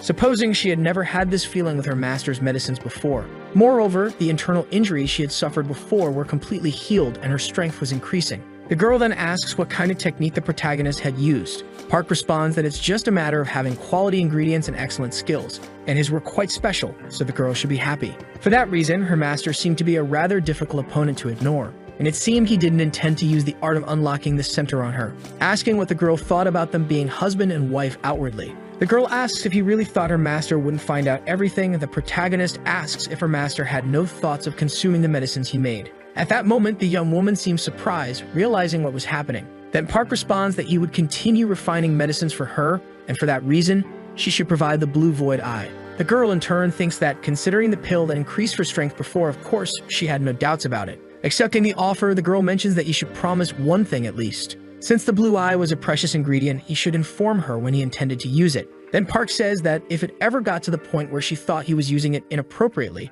she could always cry and go to her master. Shortly after, the girl asks what he was going to do with it. Park responds that with that item, he would make a kind of liquor, leaving the girl completely surprised by what she heard, wondering if she really should have handed that item to the boy. Sometime later, the protagonist already seems to be drinking the item, thinking that the effectiveness of his medicine had slightly decreased, and its effects now worked faster and lasted longer, in addition to being much more effective. With this, he had practiced enough, so we should start taking it, creating something with a blue eye. Shortly after, the girl from before appears again, apparently drunk for some reason, beginning to say all sorts of confusing things to the protagonist, asking him to give her something else as he had promised it to her. No longer able to tolerate the situation, Park asks if his subordinate could take care of her, leaving the drunken girl completely irritated, asking if he didn't know that he couldn't just ignore people, mentioning that her father was a high-ranking firefighter who had received a presidential honor, and besides, he was an old man, sneaking out thinking no one would know about it. Hearing what the girl said, Park seemed surprised, thinking that he had unexpectedly stumbled upon something interesting. For that reason, he should think of a way to gradually make use of this information, but before that, he should use that item properly first. A few days later, the protagonist seems to be in a part of his forest, thinking that the place was good, and considering that the ingredients were so great, their aroma was strong and it could be problematic if the immortals of Seoul noticed what he was doing. Then, shortly after, he uncorks the jar containing the contents and a glow begins to emanate from it. Park, in turn, thinks that the smell alone was enough to make him feel intoxicated. This drink contained the essence of immortality peaches, and using bee carcasses as fertilizer had made them grow larger and more flavorful. Next, the protagonist seems to pour some into his cup, thinking that it could indeed drive someone crazy. Then someone seems to be behind him, and he quickly puts on his mask, thinking it might be an immortal as he hadn't sensed the presence. The mysterious man tells him not to be so cautious as he was just someone who really enjoyed a good drink. Observing the man, the protagonist seems to recognize him. The elder then asks if he wouldn't mind sharing a sip, mentioning that the aroma was hard to resist. Park kindly offers him some, leaving the man completely delighted with what he had received, mentioning that the young man was very generous and for that reason he wouldn't refuse, and shortly after he begins drinking the liquor, mentioning that it was truly the best drink he had ever consumed and that he hadn't seen such a type of liquor in a long time. Park, in turn, says that the man had once said that if he died, he could forever forget the taste of the liquor, mentioning that his junior, whom he had introduced, was late. Originally a man who loved to travel, had fallen in love with the taste of palace liquor and settled in the northern mountain territory. Being one of the 8 Chinese immortals, he had slain numerous dragons and conquered evil with the technique of the celestial evasion sword, his name being Dong Bai. For this reason, he should greet the new ruler of the heavens and earth of the immortal sword. However, the man informs Park that since his agreement with that young man had been dissolved, he would now consider the protagonist as his brother. Asking if the protagonist knew about this, Park in turn asks if he wasn't breaking any rules by being a dragon king. The elder admits it was awkward, but at first he didn't know that Park was a new dragon king, which is why he had the idea of calling him brother. Park in turn says that he should know how precious that liquor was, judging by its aroma, something so graceful it could be the work of a genius or a kind of judgment. At that moment, the elder asks the young man to stop talking, mentioning that he was embarrassed to have said he drank a lot, and besides, he couldn't bear hearing those irritating words any longer. Thinking that although it was an agreement created for agricultural purposes, he should decide whether to be rigid or fair. Park in turn comments that he thought his superiors would reprimand him if they heard the man calling him by a higher title. For that reason, they should take some of the liquor and go together to his ancestral sanctuary. The elder responds that if that's how things were, nothing could be better. Thanking the young man for saving his life, he adds that if Park ever needed help, he should feel free to call him at any time. At that moment, Park asks if he could request a favor. The celestial evasion sword technique was a legendary sword spell, with the assistance of an enigmatic immortal named Long who had achieved immense passion for slaying a demonic dragon. Although he had only used a single sword, it was an enigmatic technique different from martial arts, that everyone used as their own power, much like the techniques used by those who relied on their human physiques to spread, and they both had earthly bodies and wielded swords. Right after, Park asked the man to teach him the technique of his sword. For that reason, there would be no harm in learning it. 2 days pass after leaving the demon's abode, and in the meantime, a giant creature seemed to be crawling through that place. Inside a house, a boy tells his brother that everything would be fine and that time would heal everything. At that moment, the creature appears in front of the boy, who then begins to charge toward it. With tears on his face, he hugs his brother tightly. Then the protagonist appears, saying that there was a good fertilizer in that place, and shortly after, he attacks the creature, easily defeating it. The boy, watching the situation, is shocked, realizing he was still alive. Park, in turn, says that as a result he gained more fertilizer, but is surprised to find 2 children in that place. Seeming to understand what was happening, he supposes the children were offered as sacrifices, becoming completely enraged by the situation. At that moment, the creature rises again, charging toward the protagonist, warning that it would defeat him first. Shortly after, an explosion occurs, and within seconds, the creature is easily defeated. The boy thinks that no one could save them, and for that reason, they were going to die. But in that same instant, he is surprised as the protagonist stood above the creature, which was utterly shocked, questioning how Park was still alive after it had devoured him. Park begins preparing an attack, starting a series of cuts on the monster, mentioning that this wouldn't happen again. However, the protagonist gives a smile, and shortly after, he activates his special ability, disappearing in seconds and reappearing above the creature. He begins executing another series of cuts on it, seemingly defeating it once and for all. However, the young man still seemed frustrated because the celestial evasion technique was still very complicated for him. For that reason, he didn't expect his senior to train him by pushing him off a cliff. But even so, everything had turned out fine, and since the monsters were gathered and lived in that place, he was really training there. Shortly after, a boy appears, thanking the protagonist. Park, in turn, asks if the 2 of them were from the immortal world. The boy responds that they were. Although he hadn't inherited powers, his family had a shamanic language. In the background, a group of people asks who was there. And then, shortly after, the protagonist's spirit attacks them, and Park is standing beside him, coldly observing the situation, thinking about the conversation he had with the boy, who had mentioned that his mother was a shaman and the city, along with its people, had begun offering them as sacrifices since the monsters appeared. After his uncle was devoured, his mother tried to do something, creating iron, but somehow, the soldiers discovered it and invaded, and his mother was brutally murdered. Irritated Park, watching the situation, thinks that she had tried to protect her village. He then places a hand on the boy's shoulder, telling him not to cry and assuring him that he would avenge his family. Returning to the present, the boy is attacking alongside his spirit, performing a series of strikes on the building, mentioning that his spirit seemed more loyal lately, probably realizing the status difference between them now that Park had become a dragon. Moreover, the spirit seemed to get along very well with the bear, much better than expected. Shortly after, the spirit appears with a man in its mouth. Park in turn says he had thought the man was a fairy or some kind of immortal, but it seemed he was just a monster possessing a human body. In addition, they appeared to be a bunch of fools. Angrily, the wolf asks who Park was to come and cause trouble inside his spirit faction's mind. Then Park says he had come to that place seeking retribution for the innocent lives they had taken. However, the man warns that it was probably the shaman who spoke of that, for if she created that thing for their lord, there was nothing that could be done about it. Park wonders if they had a lord, as it seemed they imitated humans and even created their own hierarchy, even possessing the body of a human official, which must have made it easier to manipulate the government along with the public. And they used him to manipulate those children, as if they were mere sacrifices. Then the man starts speaking again, saying that judging by Park's actions, it seemed like he was there to cause trouble, questioning how he planned to do that since his intelligence had already returned to report to his headquarters, and they would definitely tear the protagonist to pieces. With a threatening look, the protagonist demands to be guided to that place, stating that he would see for himself just how strong they were by paying a personal visit. Reluctant, the man asks if Park was in a hurry to die. Sometime later, the protagonist, along with his spirit, is flying toward the predetermined location. Oppressed by the pressures of the immortals, the supernatural beings who had lost their way in China and South Korea gathered in the desolate land of North Korea, forming the spirit faction, which was now led by Mr. Tanga, the White Tiger, who had been asleep for over 1,000 years. This spirit had reached the remarkable level of being an 8th-class divine being, a level of performance among immortals. Above the sky, the protagonist seems to witness some kind of battle, where corpses were being consumed by some animals. Park, in turn, thinks that they weren't just pretending to be human, but were also openly engaging in acts of cannibalism. Preparing a spell, he calls all those animals disgusting, unleashing a spinning tornado toward them, leaving the creature completely disbelieving at what it was seeing. Shortly after, Park commands the release of the wolf, who begs not to be thrown. But even so, without mercy, the wolf is tossed into the tornado. Park, in turn, coldly observes the situation when suddenly an explosion occurs. In the midst of the chaos, a man wonders what's happening, mentioning that it seemed like a very powerful individual was causing the disturbance there. Then the protagonist, in his thoughts, is surprised that the wolf was able to escape from his tornado so easily. Continuing to speak, the wolf is shocked because he assumed Park was just an ordinary individual, daring to address him so casually, and shortly after, he orders his underlings to attack. But in that very moment, a lightning bolt strikes one of them, and as he looks back, all his subordinates are easily defeated. In a matter of seconds, 2 serpents appear before the wolf. Park, in turn, mentions that they must be hungry, so they should use their power that late night, asking them not to keep him waiting long and to finish it quickly. So the video ends here. If you don't want to miss the next part, activate the notification bell, and see you next time on Tov's channel.